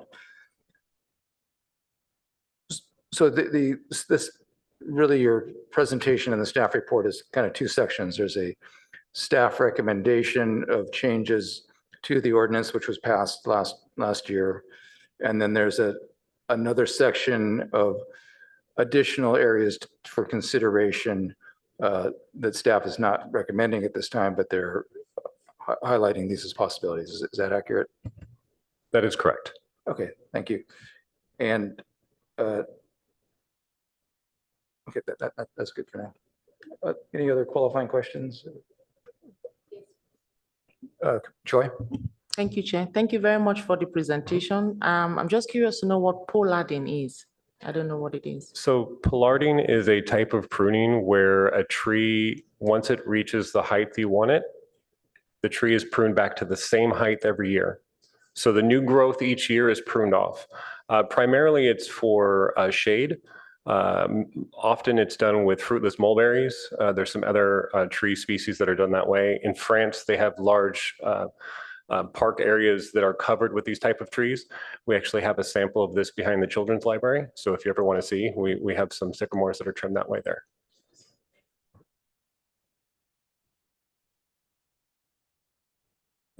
Any other clarifying questions? Yeah, thank you for the presentation. Would anything have changed, I guess, with the inventory and how trees are going to be managed with the major storms that we had last year, and then thinking going forward? Is there any modifications that you feel need to be made? Well, and that's some of these modifications are because of things that we encountered during the storms. Primarily that one reason for removal that I mentioned about retrenchment or incompatible with its immediate environment. That was meant to capture specific circumstances that we encountered during the course of this year, where the tree didn't quite meet reasons for removal, but it would be warranted. So that's our attempt to try and resolve some of those issues. And you are looking at both residential and city trees, or residential, or only if it's something that was pointed out by the arborist? So this is in general for all protected trees, but I would say that a lot of this is focused on private property protected trees.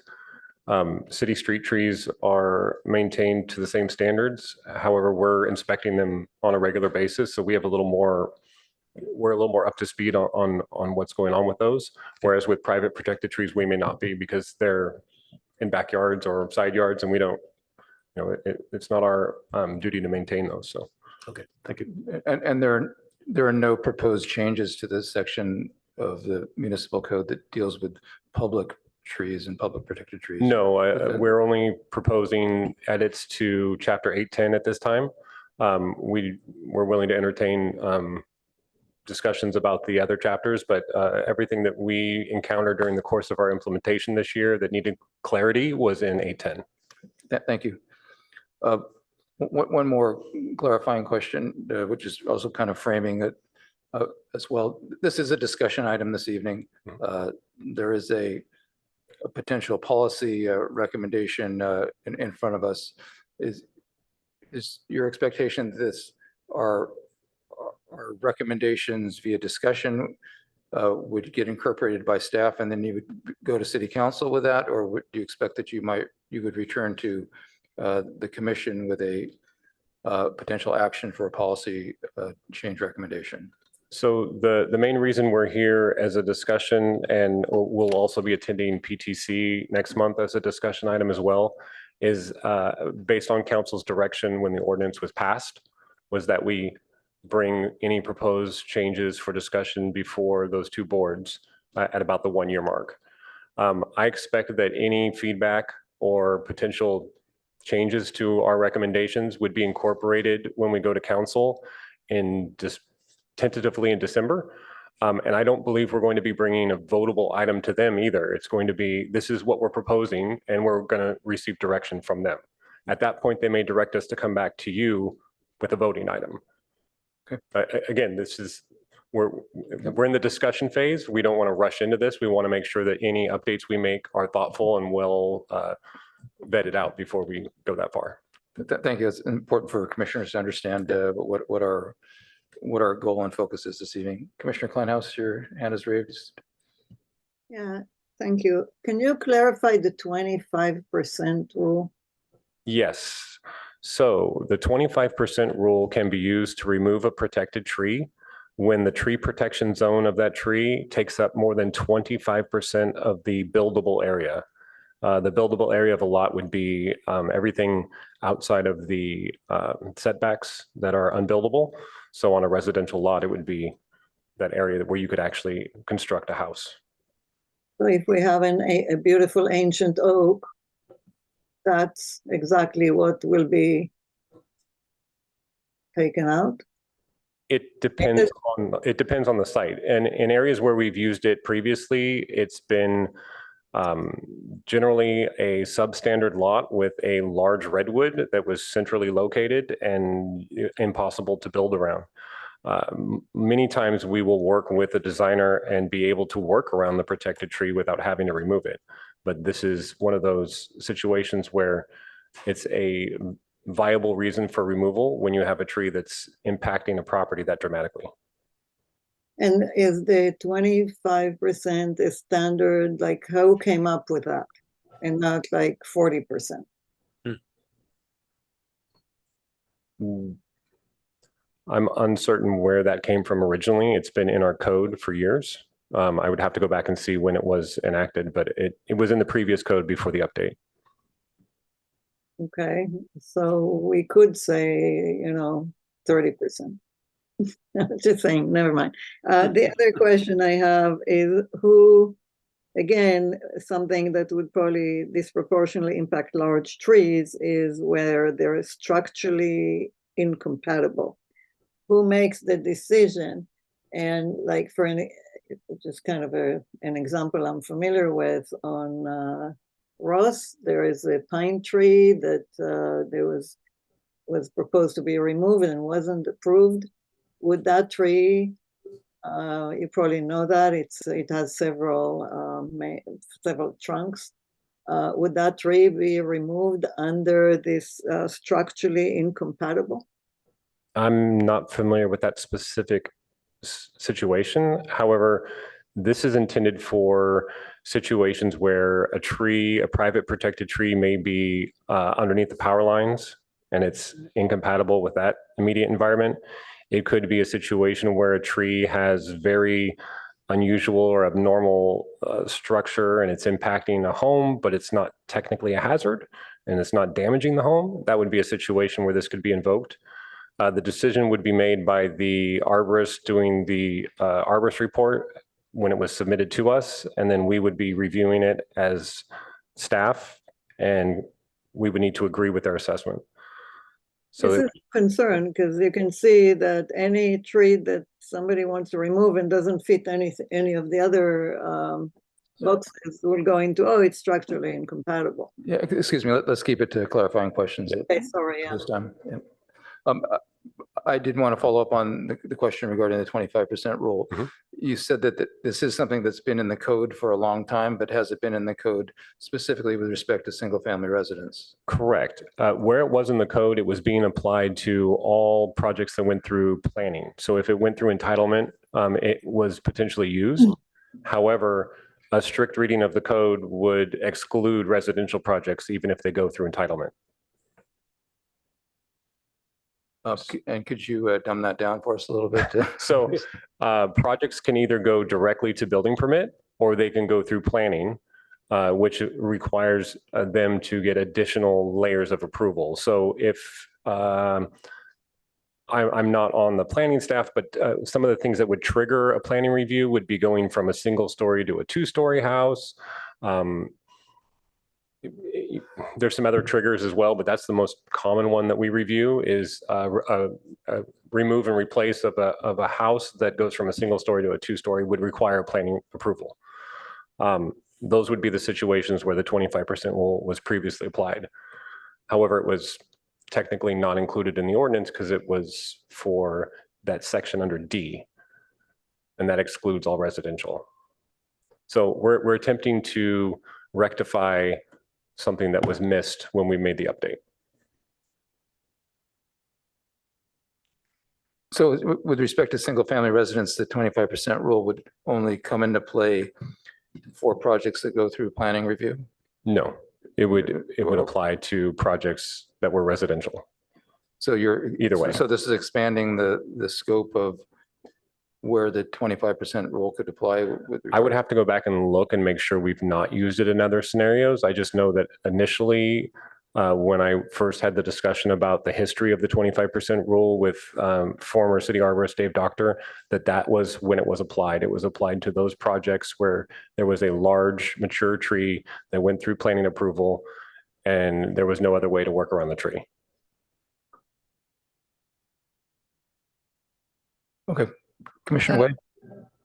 Yeah, thanks, Chair Greenfield. I have a sort of related question more on the high level. So if we have removed the tree, would that be any, so the green coverage is reduced in that particular area? Is there any other policy or procedure to recover the vegetation or green coverage in that same area? So to ensure the biodiversity versus the density of the vegetation? Yes, there are mitigation requirements in place. If you remove a tree in the course of development, you would have to replace the tree based on a canopy replacement strategy for complete canopy replacement in 15 years. So for instance, a tree that was 50 feet across, you would need to plant 6 24-inch box trees to replace that. Trees that are removed outside of development, we have a little more lenient replacement policy because those trees may legitimately need to be removed. However, we generally require at least a 1-to-1 or 2-to-1 replacement outside of development.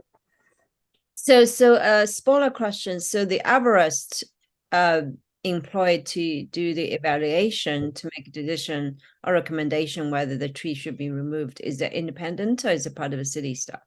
That would be an independent arborist. It's an arborist hired by the applicant. And then we review the arborist report, the application, and do a site inspection. Okay, got it. Thank you. Thanks for the very detailed. Yeah. Let's go to members of the public for comment. Yeah.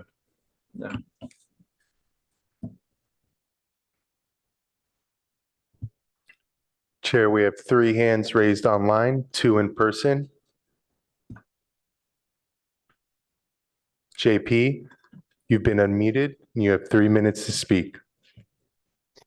Thank you, Commissioners. My name is JP Renault, and I'm the Executive Director of Canopy. Before I make my comments, I want to take a moment to mention that I'm entering my 9th week on the job, and I want to thank this community for the warm welcome I've received. As we heard from our urban forester, the proposed red line changes in the ordinance have been suggested by staff after 1 year of practical observation. The proposed changes reflect experiences and situations that staff and residents have encountered this past year. We support these recommendations as they clarify several provisions critical to smooth implementation and better reflect the realities on the ground. We believe it would be premature and counterproductive to contemplate additional changes before seeing if these red line adjustments are adequate. Over the past year, especially during the challenging winter storms, Canopy heard much from our communities. There remains work to be done to understand the health of our drought-affected trees and where to prioritize ongoing care and tree work in our current environment. We want to thank our Urban Forestry Department for their thoughtful work this past year. Palo Alto is uniquely blessed in having a robust Urban Forestry Department, and there is no question that we are a leader in this critical urban issue. Canopy invites continuing conversations with our community members about our tree canopy. We look forward to working with everyone involved to ensure we maintain healthy canopies and healthy communities. Thank you for your time. Thank you. Doria, I've seen your hand raised and go up and down. You are next to speak and you have been unmuted. You have 3 minutes. No, actually, I don't need to speak to this issue. I was going to speak to the previous item. So sorry to waste your time.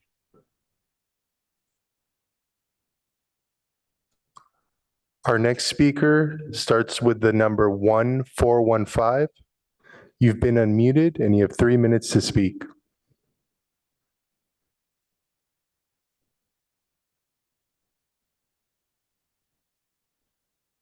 Good evening. Am I online? Yes, we can hear you. Hello? You have 3 minutes to speak. Thank you. Good evening, Commission and staff. My name is Geeta Dev. I am with the Sierra Club, Loma Prieta chapter. And I'm sorry I'm on the phone because my Zoom is not working for some reason. So hopefully this will work. I listened closely to this discussion about the tree canopy. And I have the following observation, which is that, first of all, these changes are being based on 1 year of observation, one very unusual year. Therefore, I would suggest that we move with caution.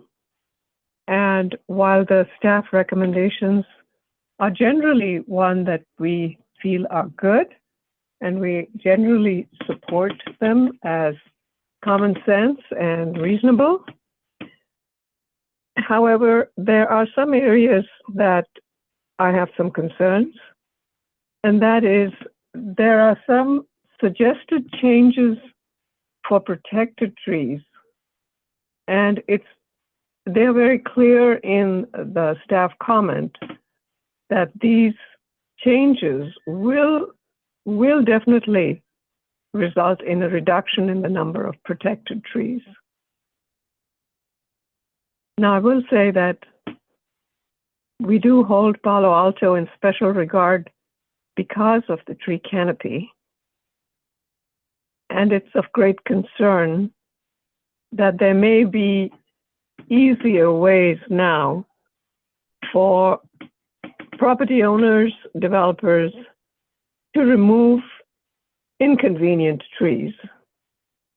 And we have sat in on a number of meetings, and I'm sure you have too, where it would appear that the developer or the home builder could, or the architect, and believe me, I am an architect, so I speak from the heart. There are probably ways to do maybe a smaller envelope, but a nicer one because the tree is saved or the tree is trimmed. So I feel that I would hope that you would consider very carefully any changes to the guidelines for protected trees that will reduce the number of protected trees, because in all our cities, and I sit in on a lot of other canopy issues, and I'm sure canopy itself can attest to this, we are losing trees at a greater rate than we are planting trees. So when you look at it from above, we are losing a lot of our greenery and our biodiversity.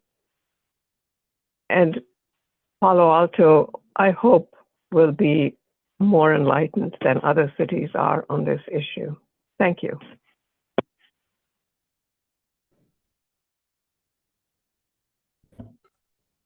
Our next two speakers are in person.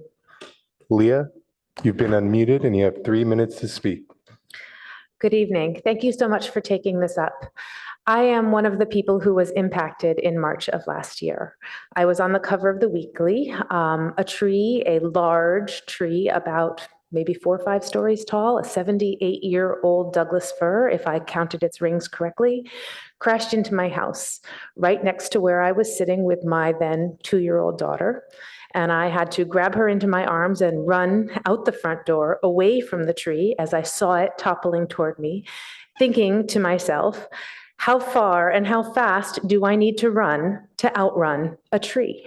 I learned later I had been saying, we are safe, oh my God, we are safe, oh my God, because that's what my 2-year-old kept repeating for the next hour.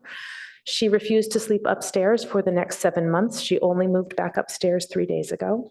We are still working on repairs to our house. I had had 2 independent arborists come out to look at the tree. They both said it was healthy and there was no reason to remove it. I wasn't trying to build. I actually have a pre-existing structure that can be converted into an ADU, but I wasn't trying to do it at the time. I wanted the tree gone, not because I was certain it was a hazard. I'd been told by 2 arborists it was not. I wanted it gone because it was inconsistent with how I wanted to use my own private property. It was a Douglas fir, which drips sap all the time. That sap ruined my $2,000 trampoline. It ruined my brand new sofa that I had built or had bought when we moved into the house a year earlier. And I had received consultation and quotes from companies to have it removed. And then I called the city to ask if I needed a permit because nobody would remove it unless I ascertained whether or not the city decided I needed a permit. At the time I asked, I did not need one, but the city slow walked getting back to me by responding only with questions. After the ordinance went into effect, 3 weeks after my initial email, they said, oh, by the way, you might be interested in the ordinance that went into effect yesterday. And you shouldn't apply for a permit because your tree will not receive one. So my house, as I told you when I spoke at City Council when they considered this a few months ago, my data point for my tree is not included in the data set of the staff report you just saw because I was discouraged from applying for a permit. So the number of permits received doesn't have anything to do with the number of people who want to remove trees on their property. So I invite you to please use a very skeptical eye when you look over the data from the staff report. Additionally, it's really important to acknowledge that the risk cannot be ascertained by independent consulting arborists. This ordinance shifts the risk to private homeowners, and it is an unknown, unknowable risk, and yet it is unwanted and preventable. It's not like choosing to go out and drive my car without using my seatbelt. I had no choice. I was not allowed to remove this tree. I beg you, please think very carefully about the purposes of this ordinance. If it's climate change, you are protecting an aging, ancient forest that was not planted with the goal of mitigating climate change. It is not the flexible forest that we need, and it is putting families at risk. Thank you.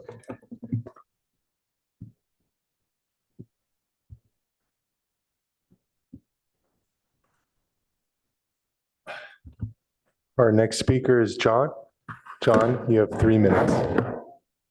Chair Greenfield, commissioners, I don't really know where to begin with this because I've been speaking not to your commission, but to the council about this for about 15 months now. And I have a lot of experience seeing how this works on a day-to-day basis. particularly with regard to ADUs. And I sense that there's a considerable difference in values between my values and those of the urban forester and probably of you as well. So I will just try to let you know where I'm coming from, and I'll begin by associating myself with Leah's remarks. I want to go back to what former council member and former mayor Eric Filseth asked when this ordinance was being considered by the council in 2022. And he asked some difficult questions, and I think the urban forester gave some very candid responses to that. He was basically asking, what's the problem that we're trying to solve and how much is it going to cost? And this year, rather than last year, we actually have some numbers. So I believe, if I understand the numbers that the urban forester presented, there's, you know, what I think of as about 140,000 new trees, which have been added to the inventory. And as a result of the regulation that we've imposed, there are about 100 new trees that are kind of going through the process. And I hope I did my math right, but if I did, what I'm hearing is that we've now got a process which has certain costs, and it's changed how we do things by about less than 0.1%. And I think if you actually go and look at the growth of the canopy, if you're really talking about this from a climate perspective, and I'd be happy to have that discussion about where there are trade-offs and how we combat catastrophic global warming. But it just doesn't seem like we're really dealing with that many trees. And when we look at the cost, Mr. Renault, I'm not sure how to pronounce his name correctly. He's new to the job, but I think if you add in the money that's going to canopy, plus the staff time, plus the unarticulated planning staff time, we're probably talking about hundreds of thousands of dollars per overall costs. And the numbers that I was getting to were probably on the order of, say, $2,000 to $3,000 per tree. Now, you may think that's a good use of resources to deal with climate-related issues. I disagree. I'm out of time. I would have a lot more to say about ADUs and about why homeowners are being asked to sign something when they're trying to build an ADU that refers to criminal penalties, but I'll have to write to you or to some other body about that. Thank you.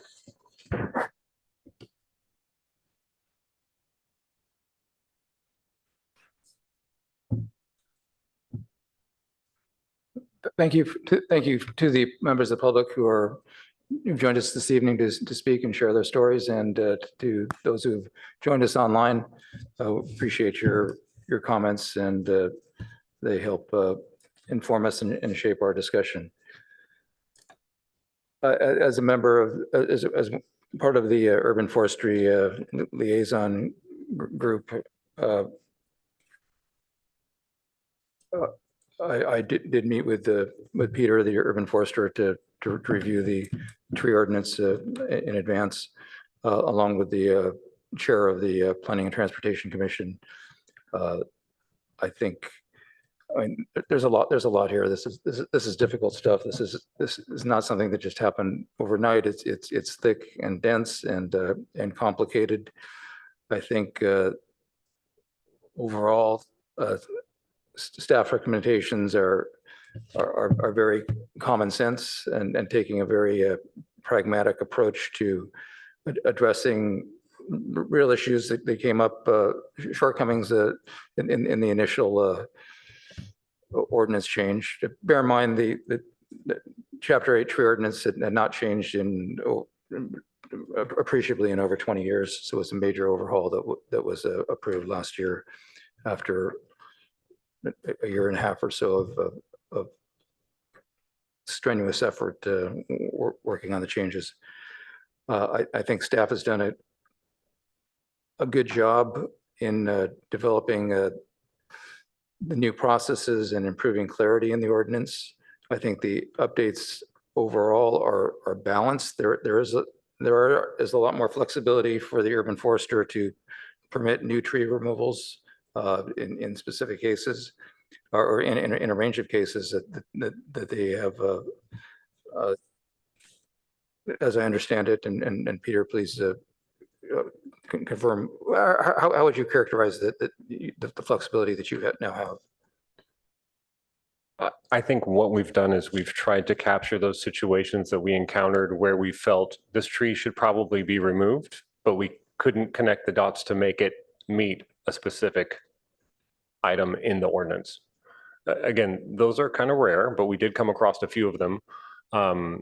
Most notably, one was a severely misshapen tree that was overhanging a property, and their insurance had an issue with it, but we couldn't really classify it as a hazard because it didn't meet any of the technically required items that would make it a hazard. It was a stable tree. But again, that was one of those situations where it was incompatible with its immediate environment. So that would have been, we would have been allowed to remove it under this proposed changes. Thank you. So overall, I am supportive of the recommendation which staff is putting forward. There are some question marks about the 25% rule as it applies to single family residents, but I understand that it is by and large codifying how staff had been practicing interpretation for some time. I did appreciate the comment from Gita from the Sierra Club about and from Canopy to move forward cautiously. This past year has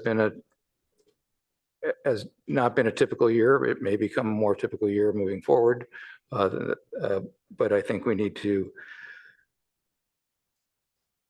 look at what we're valuing, and maybe Peter, you could put back up the slide that explains why we're doing this.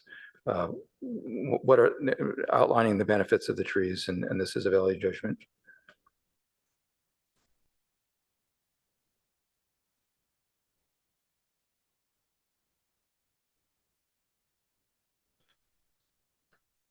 So these are, I think, as a community, Palo Alto values its trees and cherishes its trees, and here's an outline of a number of the reasons why. I do think it's I do not support the potential other changes that were outlined in the staff report. I think there's 4 sections of they can be divided into 4 sections. One is addressing the number of protected species. I think the primary addition to that list that's adding the most trees, a couple thousand trees, is the incense cedar, and that's effectively our redwood replacement tree. And the second category is redwoods themselves, and obviously a beloved tree in our community. Our city was named after one.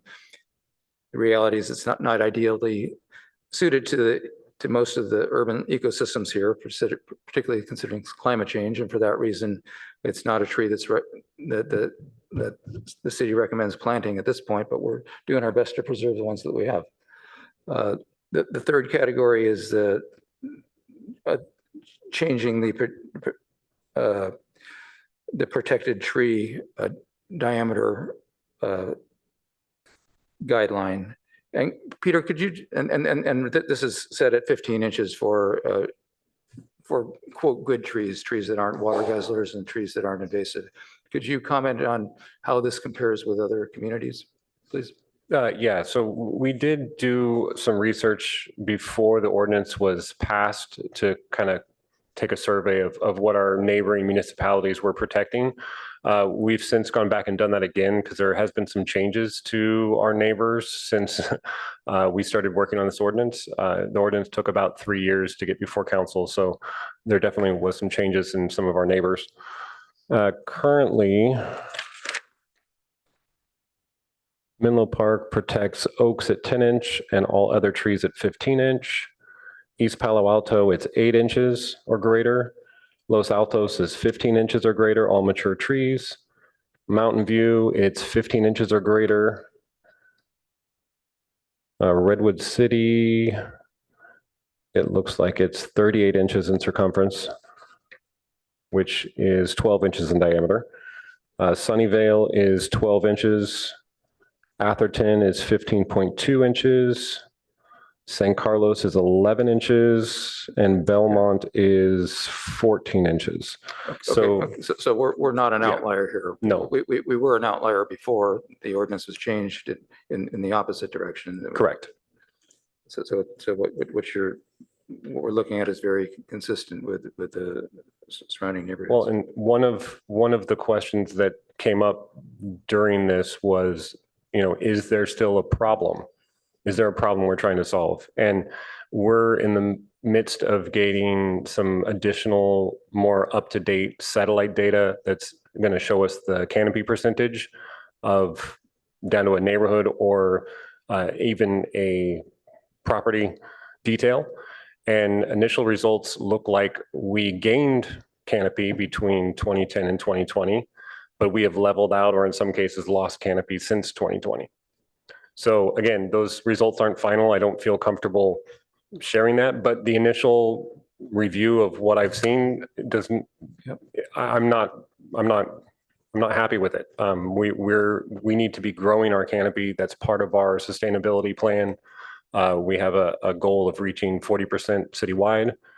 And if we're not going to continue to protect and grow our trees, plant more trees, we're not going to be able to get there.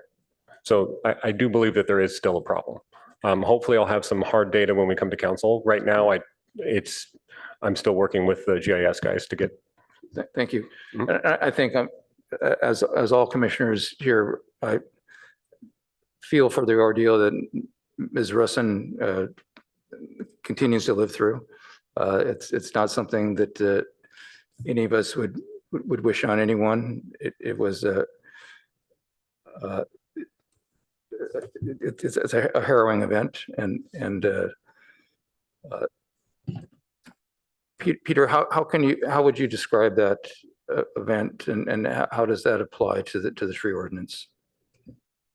It's a difficult question, but it's something that I think we're all interested in understanding better.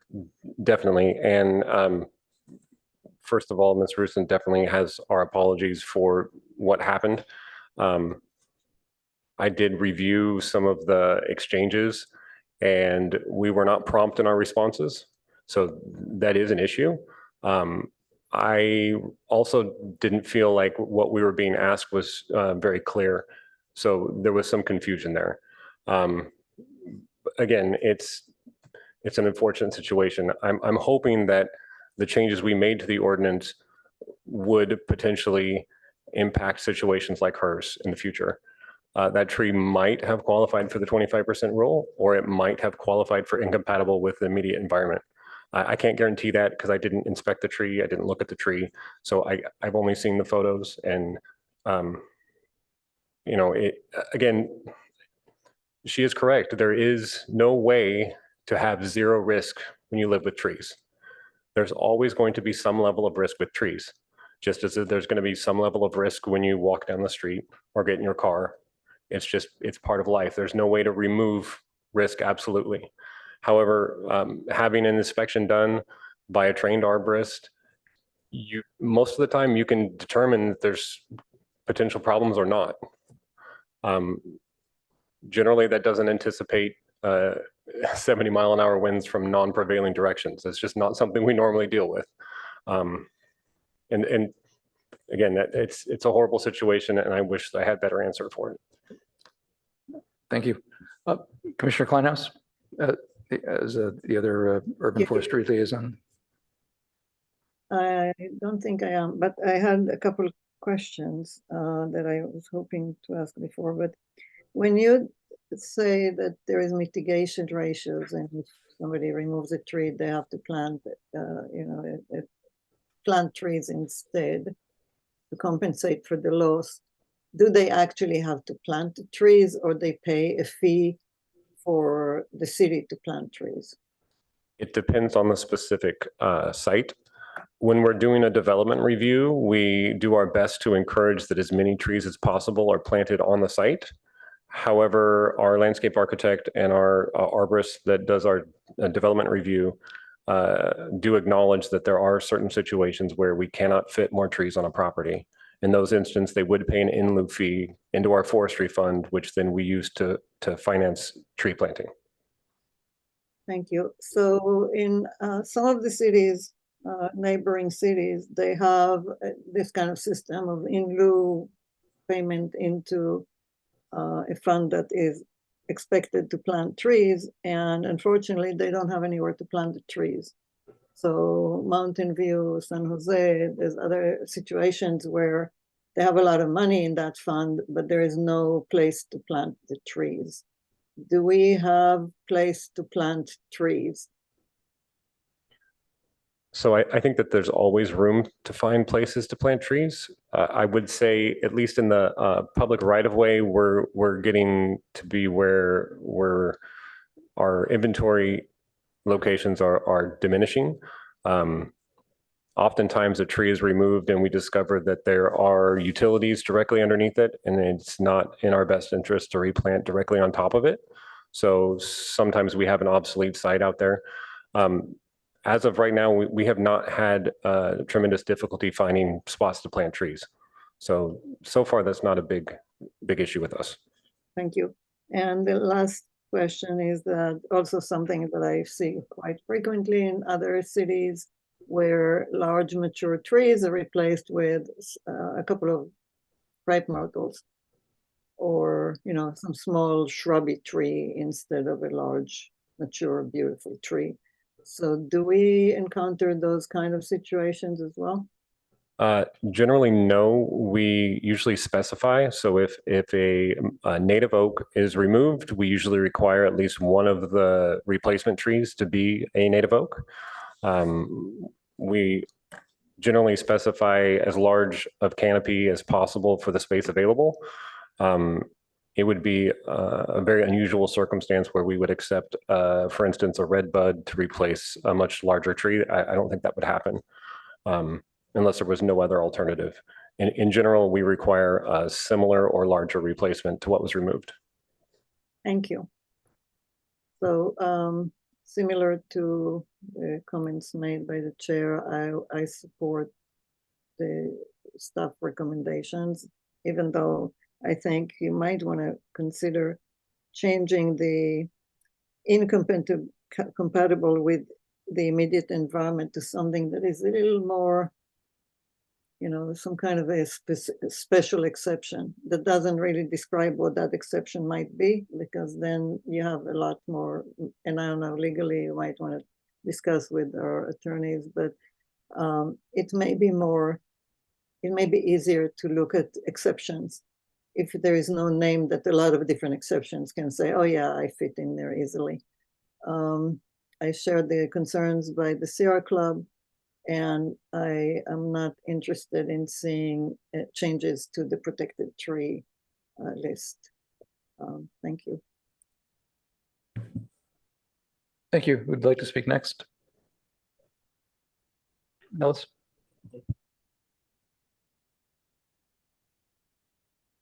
Listening to some of the comments, especially from the Canopy and also from Sierra, on the fact that we need to, approach this rather cautiously. Going back to the storm, I think, you have data that you can look at. I'm sure that there's, satellite images before the storms. You've got satellite images after the storm. Would be interested to know if there's been a deep dive into why we had so many trees that were, that came down during that time, and what, going forward, what could be done to sort of, not saying that's something that's not going to happen again. We don't know, right? With climate change and looking at what we might have to deal with. And I would think trying to be as prepared as we can with that, whether or not you've been able to come up with some suggested changes that might sort of maybe not totally eliminate what happened, but try and prevent some of it from happening.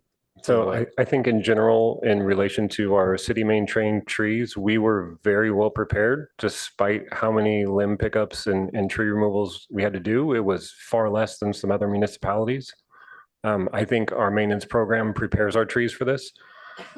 I think what happened during the storm season was something that, I mean, we've talked about it before. We had 4 of the highest recorded historic flows on San Francisco Creek in that 3-month period.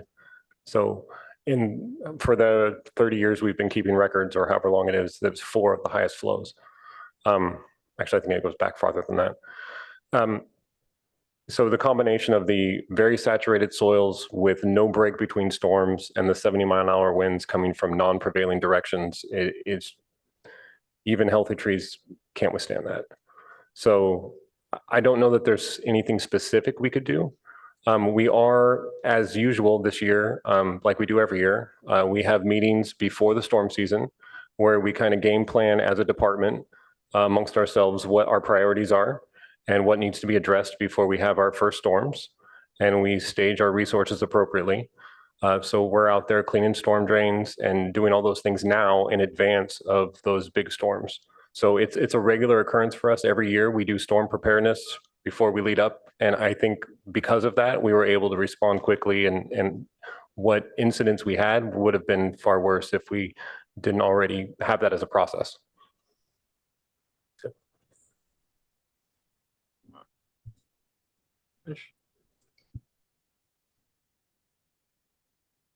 Vice Chair. Thank you. Thank you for the wonderful presentation and update. I just want to start by saying that I'm supportive of the cleanup recommendations from staff. I think it's not only have you been rolling out a new ordinance change, but also taking input to make these modifications while there's this giant storm going on with a new problem. So I would caution us to make too many changes right now, like some of the other public speakers, and really focus staff's resources on educating these changes, making the public aware, providing good customer service, so timely responses and outreach, and see how the ordinance is after we give it that dedication and time that it deserves. I do have one question, and I couldn't find it in the document. What is the definition or criteria for structurally incompatible?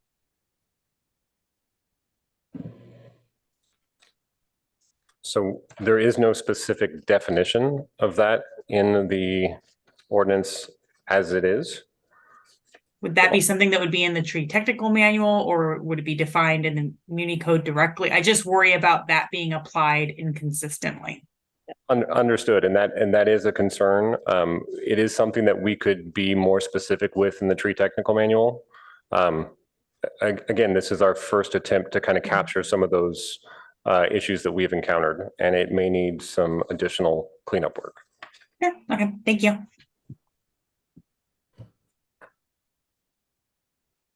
Commissioner Cribbs.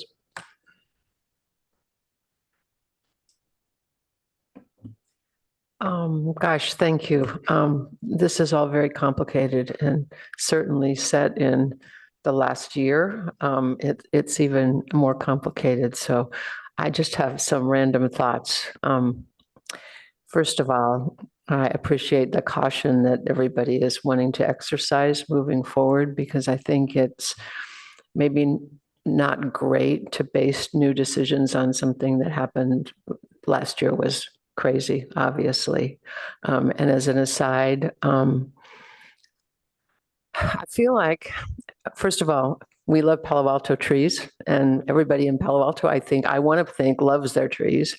And I feel like if somebody who's a resident, and this is probably really naive, has a feeling that maybe they need to take out a tree, that we really need to provide some flexibility for that particular position from a personal point of view. And this wasn't in Palo Alto, but in a venue I am responsible for in East Palo Alto. We lost the most beautiful oak tree that you could ever imagine, probably more than 100 years old. Two arborists came to me 2 weeks before the storm and said, this tree's fine, it just needs some limbs pruned. And it wasn't fine. And luckily it fell over at a time when nobody was in school. And the only things that were hurt were picnic benches that were shriveled into little splinters. But we have moved ahead with Canopy's help, and we have replaced that giant oak tree with 6 trees that will eventually grow up and provide, we hope, not the same thing, but another kind of a canopy. So I want to believe that that happens for people who want to remove a tree, and they will, in fact, then plant new trees in their place. And as I said, I could be naive about it. The last thing I wanted to say is that I'm really interested, and this is probably not as part of the ordinance, but in the kind of community service or public service we're providing to our neighbors in our community who have endured going through this past year. So for the future, how long does it take to get the permit to get rid of the tree once it's fallen over on your house and that kind of thing. So, but thank you very much for all of this, because I really want to say that this is incredibly complicated, and I'm just trying to listen to it all. Thank you. Thank you. Commissioner Oche. Thank you very much. I appreciate you sharing the presentation and also your research data points from other cities as well. Thank you for that. My heart goes out to you, Leah, for your experience. Nobody wants that to happen to them, right? I also want to echo what the Vice Chair said in terms of us focusing more on better awareness for what the tree ordinance is right now. I think that would go a long, long way to, better educate residents on what is currently in the ordinance. So that way we can get more feedback on from residents as well. I'm just curious to ask what the cadence for inspection is. Inspection of trees, like the tree health and things like that. What's the cadence? In regards to private trees or street trees? Street trees, and also, for example, we've heard over and over, like, Commissioner Cripps talked about an oak tree that fell, just to, find ways we can close the gap and prevent, impacts like that from happening again. I'm just curious to know, do we, check right before storms and after storms? What's the cadence? So as far as private protected trees, we don't personally inspect those unless we're called by a resident with a concern. During like a storm event, we will often have people out in the field, and they might be able to come by and take a look. Obviously, we can't go look at everybody's tree all the time for every question, but if there's somebody who thinks they have an emergency, we will come take a look. So in those instances, they wouldn't necessarily need to have an arborist condemn the tree. We could see that we are arborists out in the field. So in the case of an imminent emergency, we could give them an immediate permit. So that wouldn't be an issue. As far as inspection before or after the storm, we do that on our city trees, on street trees. I see. So they are inspected relatively regularly. I don't know if I have we don't have a specific program. However, we have crews out in the field all throughout town, and they are constantly looking at the trees near where their work site is and looking for hazards. Our maintenance cycle is between 5 and 7 years. So we're there every 5 years or so pruning those trees.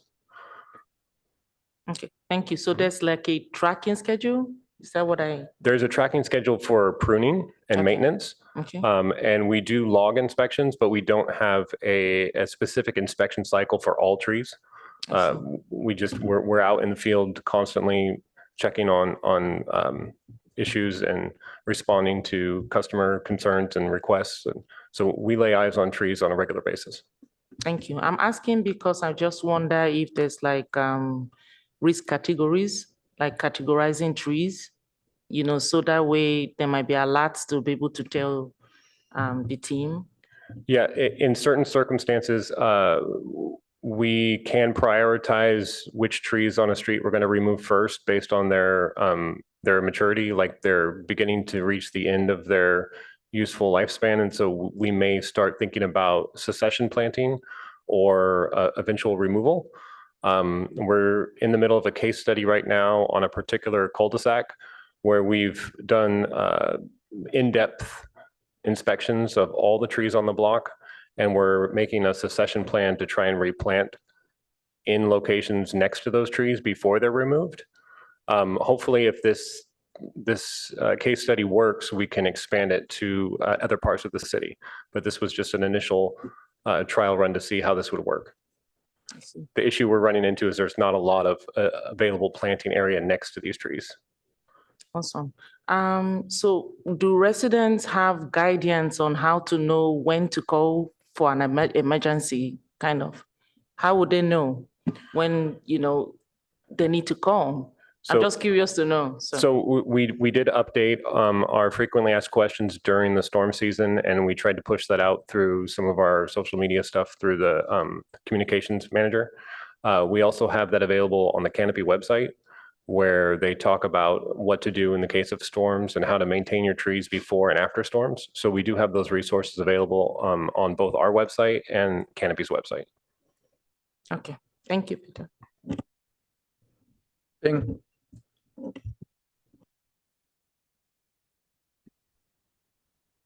Hi, Peter. Thanks for the great presentation. And I actually went through a bit of mourning period, losing losing our tree on our property because the trees invaded into the house. So we actually kept some of the tree trunks as part of it. It's almost like a loss of pets because it's been there for so long. And I do agree with you. The urban canopy is really important, and appreciate the canopy new ED's commentary too. But at the same time, and empathize Leah's suffering going through that. I'm wondering, in the maintenance for trees, is there two questions? One is there certain methods or process to reinforce a tree which is not yet dead, cannot be removed, but may cause danger? And the second question is, you mentioned about sort of following up Commissioner Ochi's question about the information how to avoid the danger of the trees during a storm. With the climate change, there might be more storms. Is there, say, training sessions, etc.? You might be, I know you're already probably out of bandwidth, give people some even online information session once a year before the storming time, say before Thanksgiving, to let people, alert people on what could be done.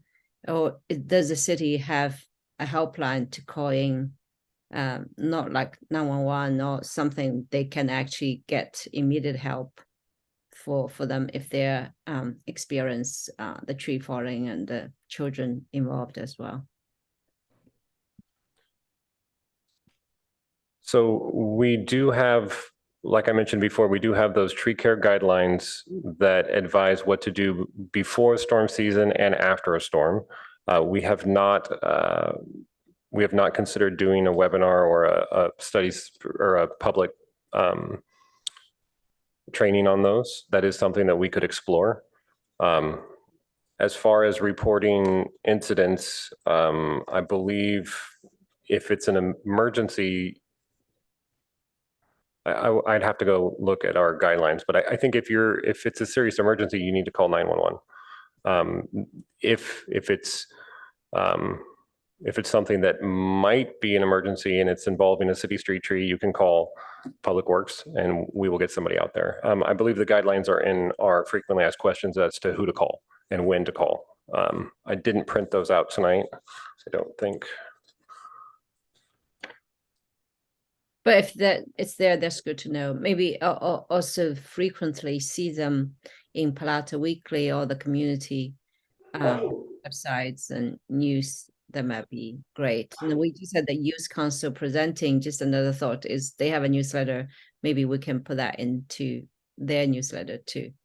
I really impressed of the great work you're doing, just thinking of the amount of trees you guys are looking after. And thank you so much for that.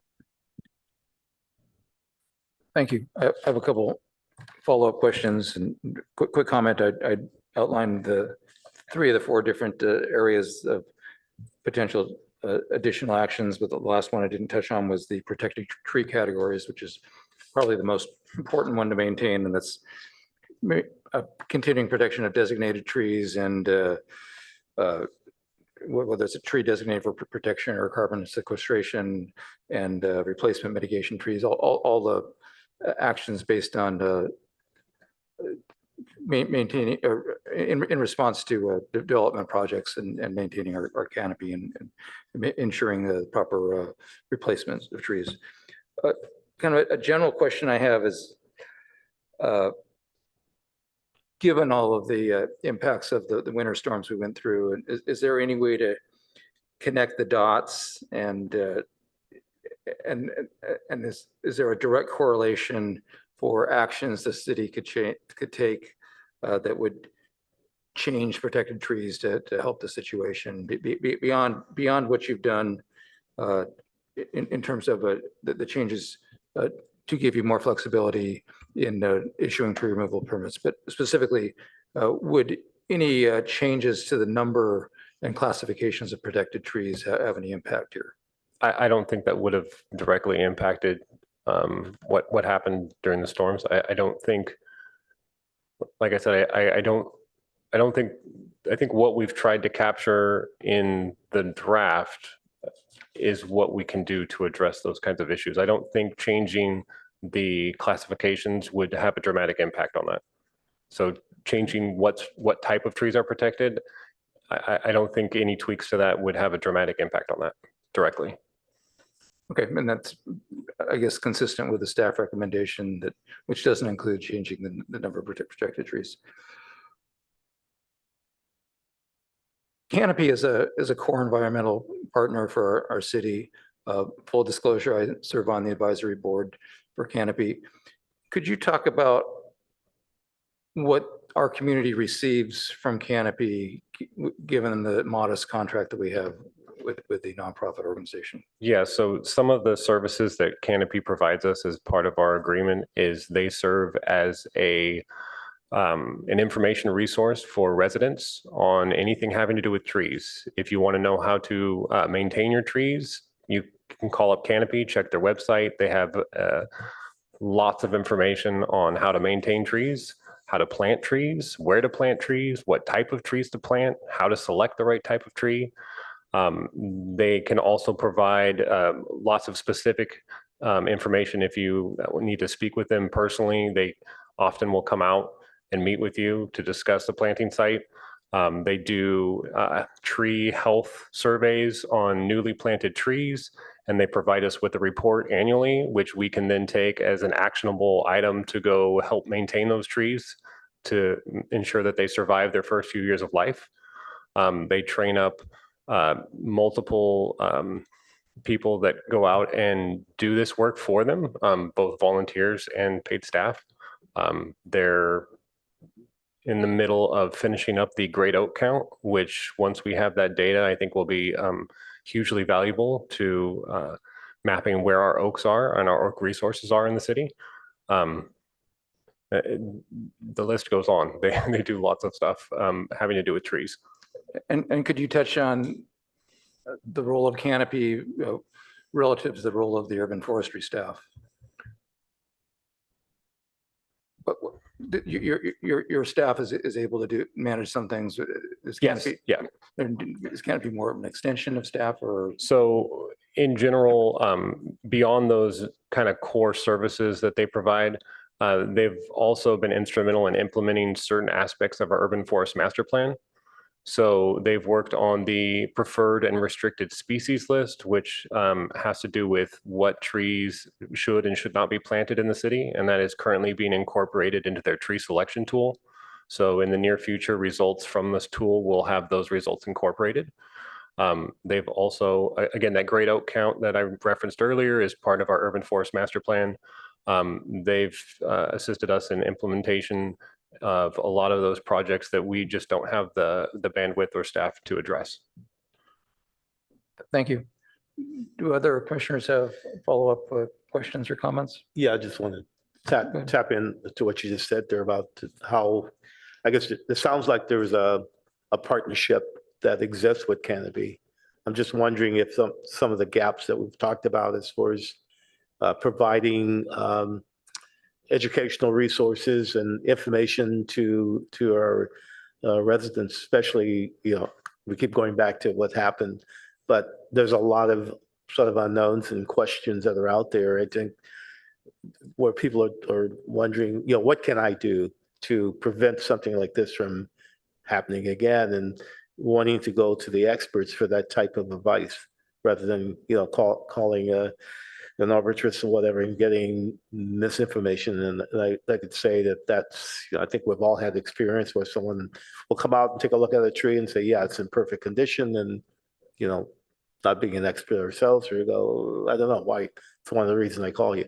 But just wondering if there's a way that your organization and tapping some of the resources that work with you can be used to help, kind of like what the utility company does as far as, if you suspect there's a gas leak or something of that nature, someone we can call for advice. Not necessarily reading an FAQ or whatever it might be, but maybe having things like workshops and those types of things that people can attend and get more information so that we can be better prepared in the event that there's some type of situation that reoccurs. And that's definitely something we can look into. Canopy does do a lot of educational outreach currently, and we can discuss maybe a storm preparedness specific item to be prepared and worked on in the coming months. But that is something that they do as part of our partner, is they do a lot of education and outreach. So.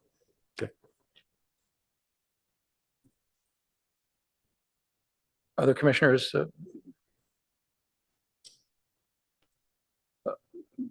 Any further comments from staff, Darren?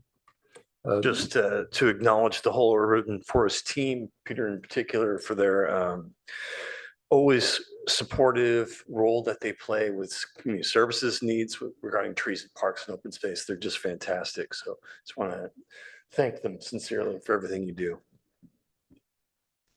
Vice Mayor?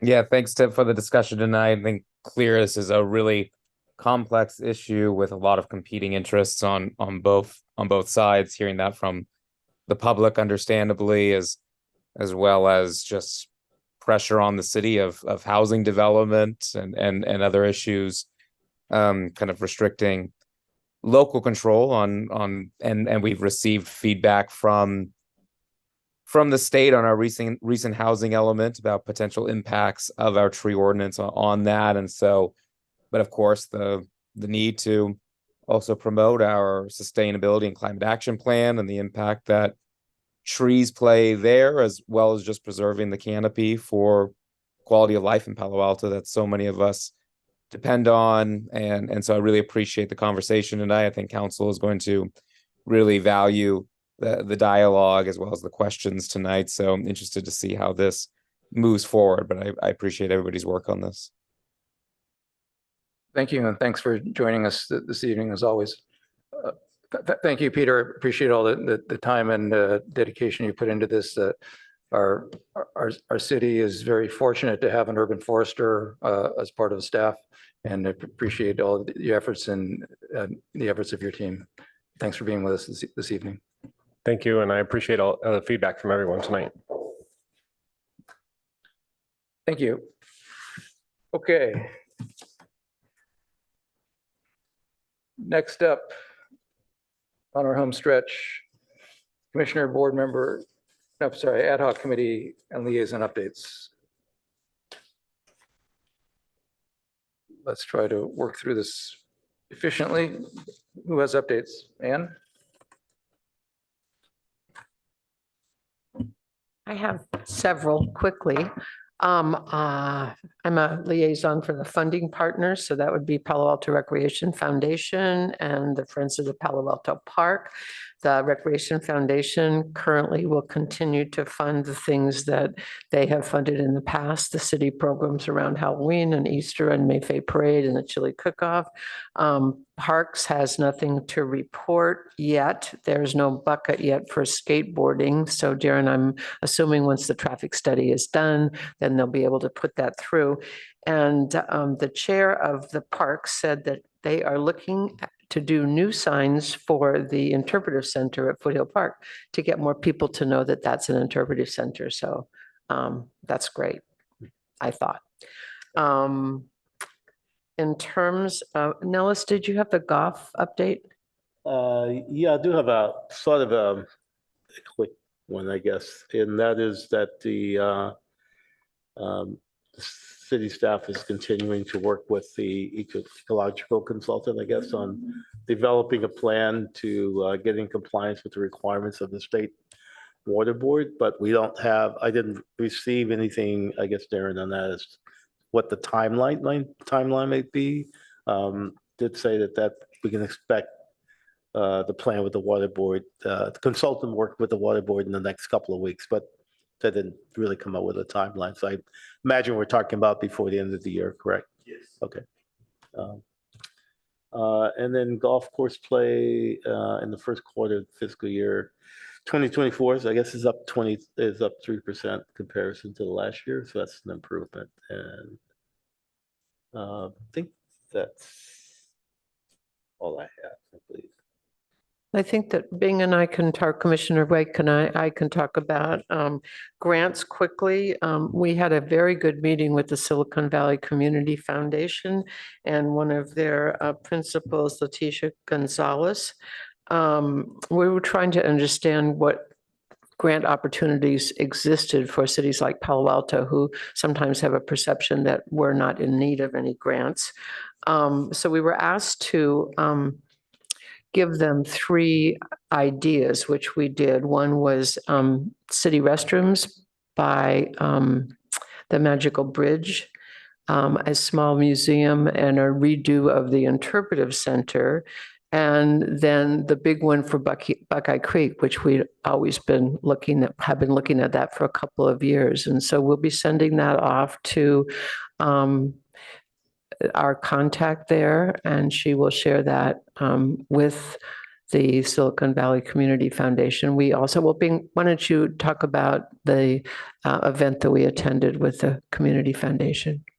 Yeah, we also went to the Silicon Valley Community Foundation annual event, and it was an interesting session in terms of their civic engagement versus diversity of giving grants. So we met a few people who are from different foundations in the Bay Area and are looking to further. And in the meanwhile, while I was doing a business trip in the East Coast, I also met with one of the Japanese conglomerates, which has an office in Palo Alto, and their corporate social responsibility sectors looking to education and environmental self-improvement. So their budget year is April each year. So hopefully Q1 2024, I can re-engage them as a conversation to see if there's anything we can get from their local office here.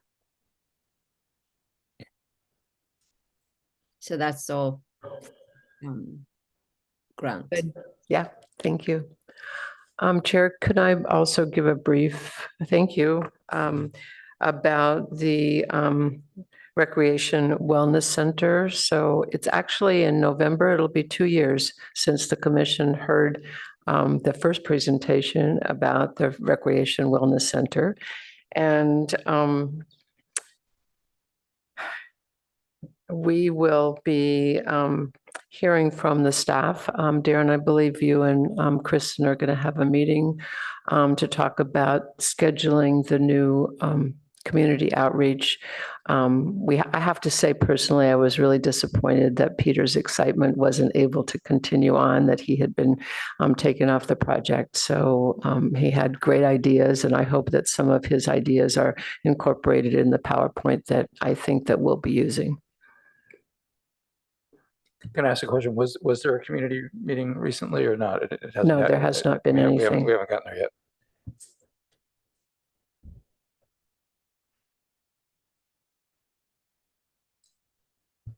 Others?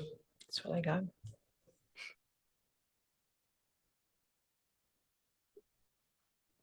I can chime in with some things, to inspire some others to speak.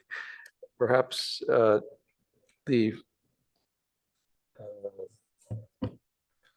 what are we calling this? The group, the playing field policy and projects group has met with staff to review some of the potential options for synthetic field replacement, and as well as a survey of the materials used for a number of fields in the area, and staff is actively continuing research on this and looking to clarify what our choices would be. Staff has clarified the timeline for the replacement of both the synthetic turf at El Camino Park and at Mayfield. And for El Camino Park, we're looking at the spring of next year, sometime in the March to May timeline when it's not going to be raining, which is an important factor. And then Mayfield will be, assuming that the budget comes through, it would be funded next fiscal year, beginning July. And so we'd be ideally aiming to have the work done in the July, August, September timeframe. I recently attended a leadership Palo Alto panel discussion. I was joined by some other board and commission chairs, and this was part of their city government day, and we spent time talking about our role and experience on the commission, and trying to drum up interest for other people to consider participating in boards and commissions. There's a meeting coming up regarding the Baylands Tidegate modified project. This is with Valley Water. This is a scaled down project of what had previously been intended, and looking forward to hearing about that. Tomorrow, there's a meeting, I'll be joined by Commissioner Oche, meeting to hear about potential plans for GSI at Briones Park. The master plan ad hoc has been meeting regularly, working towards getting our arms around the big monster of the master plan and how to optimize the staff input and move forward with some plans, and look to be coming to the commission next month with some ideas and thoughts.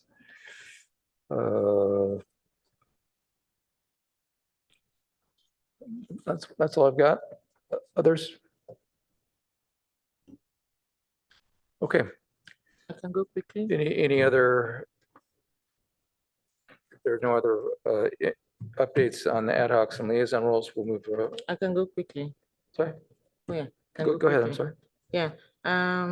So for recreation programs ad hoc, we're yet to do the deep dive that Commissioner Wei and I are planning to do. But we're hoping we can also explore the opportunity you mentioned today about the the PYC, providing some kind of support to help us to achieve that. For the Youth Council, we heard from them today, and in the coming weeks, we plan to better engage them. Commissioner Wei was able to attend one of their meetings, like she mentioned earlier on. Hopefully, we plan to kind of divide and conquer to attend their meetings, so we can, maintain that, maintain a better engagement, and also bring back word from them, so we close that gap that we've had previously. Okay, also adding to what you mentioned before, we'll be having a meeting tomorrow with our city's stormwater compliance program manager, to install a green stormwater infrastructure, GSI, for those of us who don't know the meaning of the acronym, at the Briones Park. And hopefully we'll be able to report back to the commission next month, hopefully. No updates from our plans for ISI or pursuing awards for any project yet, but hopefully in the coming weeks, I will pursue that, follow up, and get back to the commission on any updates that we have concerning that. Thank you. I don't know if Commissioner Way wants to add anything. Yeah, I don't have much to add. I agree with Commissioner Ocean's update on the Youth Council side, and we plan to take our own alternate months every other month so we can attend their meetings, keep the engagement, and also deliver our promise, maybe engage them for social media as well. We also plan to map out the recreation program to provide our thoughts and suggestions for the work plan. So for the master work plan before November meeting. So that's all I have to update. Thank you. Anyone else with updates before we move on? Okay, then we'll move on to Commissioner Board and Board Member questions, comments, announcements, and then talk about our our upcoming agenda. Any questions, comments, or announcements before we move on to the agenda?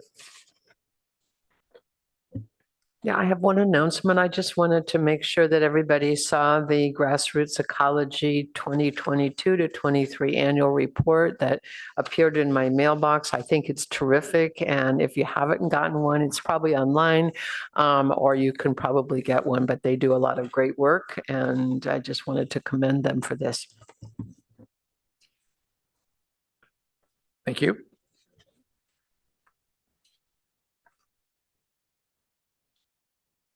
Then let's move on to agenda. If there's no further announcements.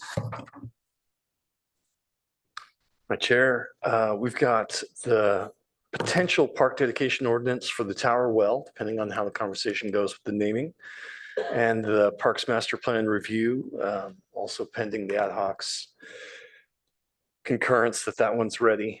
And then I think those are the ones I know of that are highly likely. And how about the rec programs reviewed? Commissioner Oche and Way, is that something that you would be in a position to present something to the commission next month in conjunction with the master plan review as well, or? I would suggest or recommend December or January. December, Yes, January, please. okay. What are your thoughts, Commissioner Way?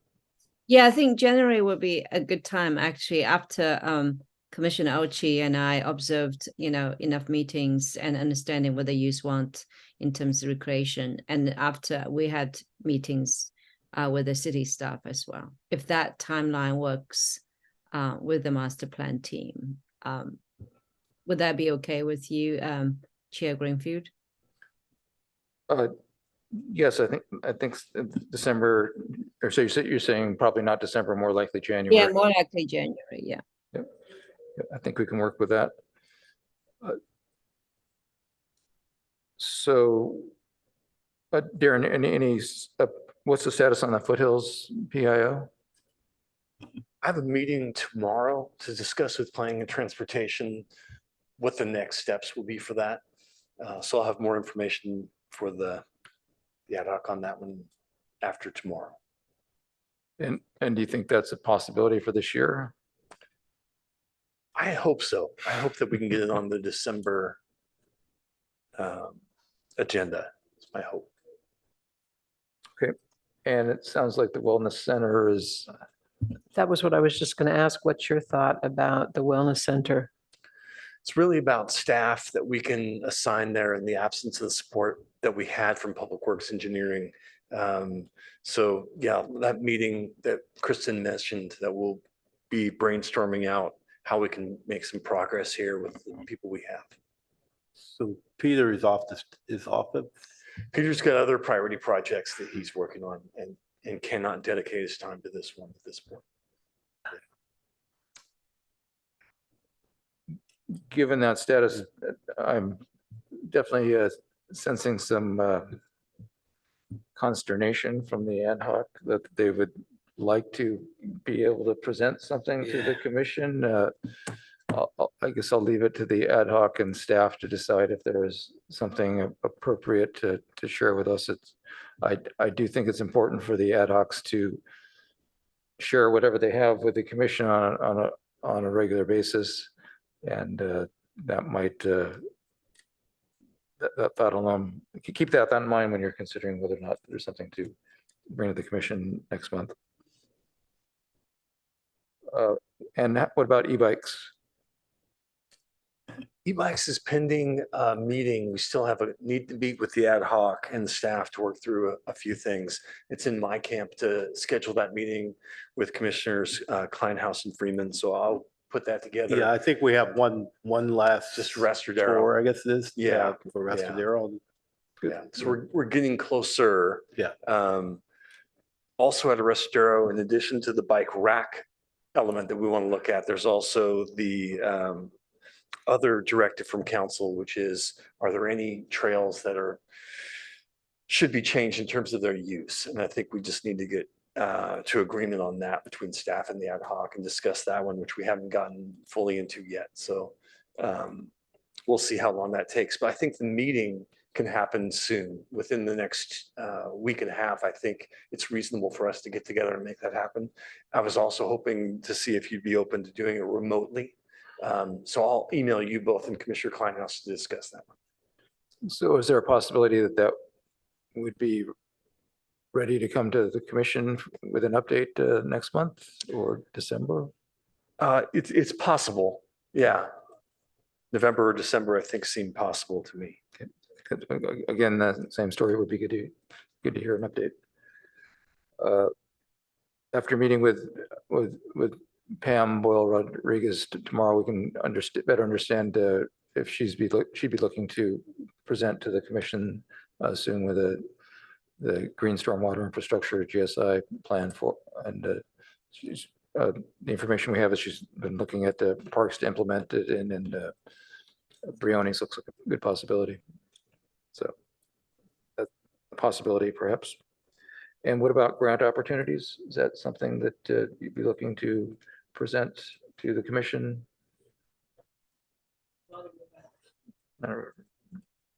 Just think about December, January. Excuse me, December or January, I think we could certainly do something. Okay, great. We may not have a grant, but we could at least talk about it. Sounds great. Anything else? Should we decide on a meeting date in December? Excellent question. December 19th is what we had tentatively agreed on. The 19th? Mm-hmm.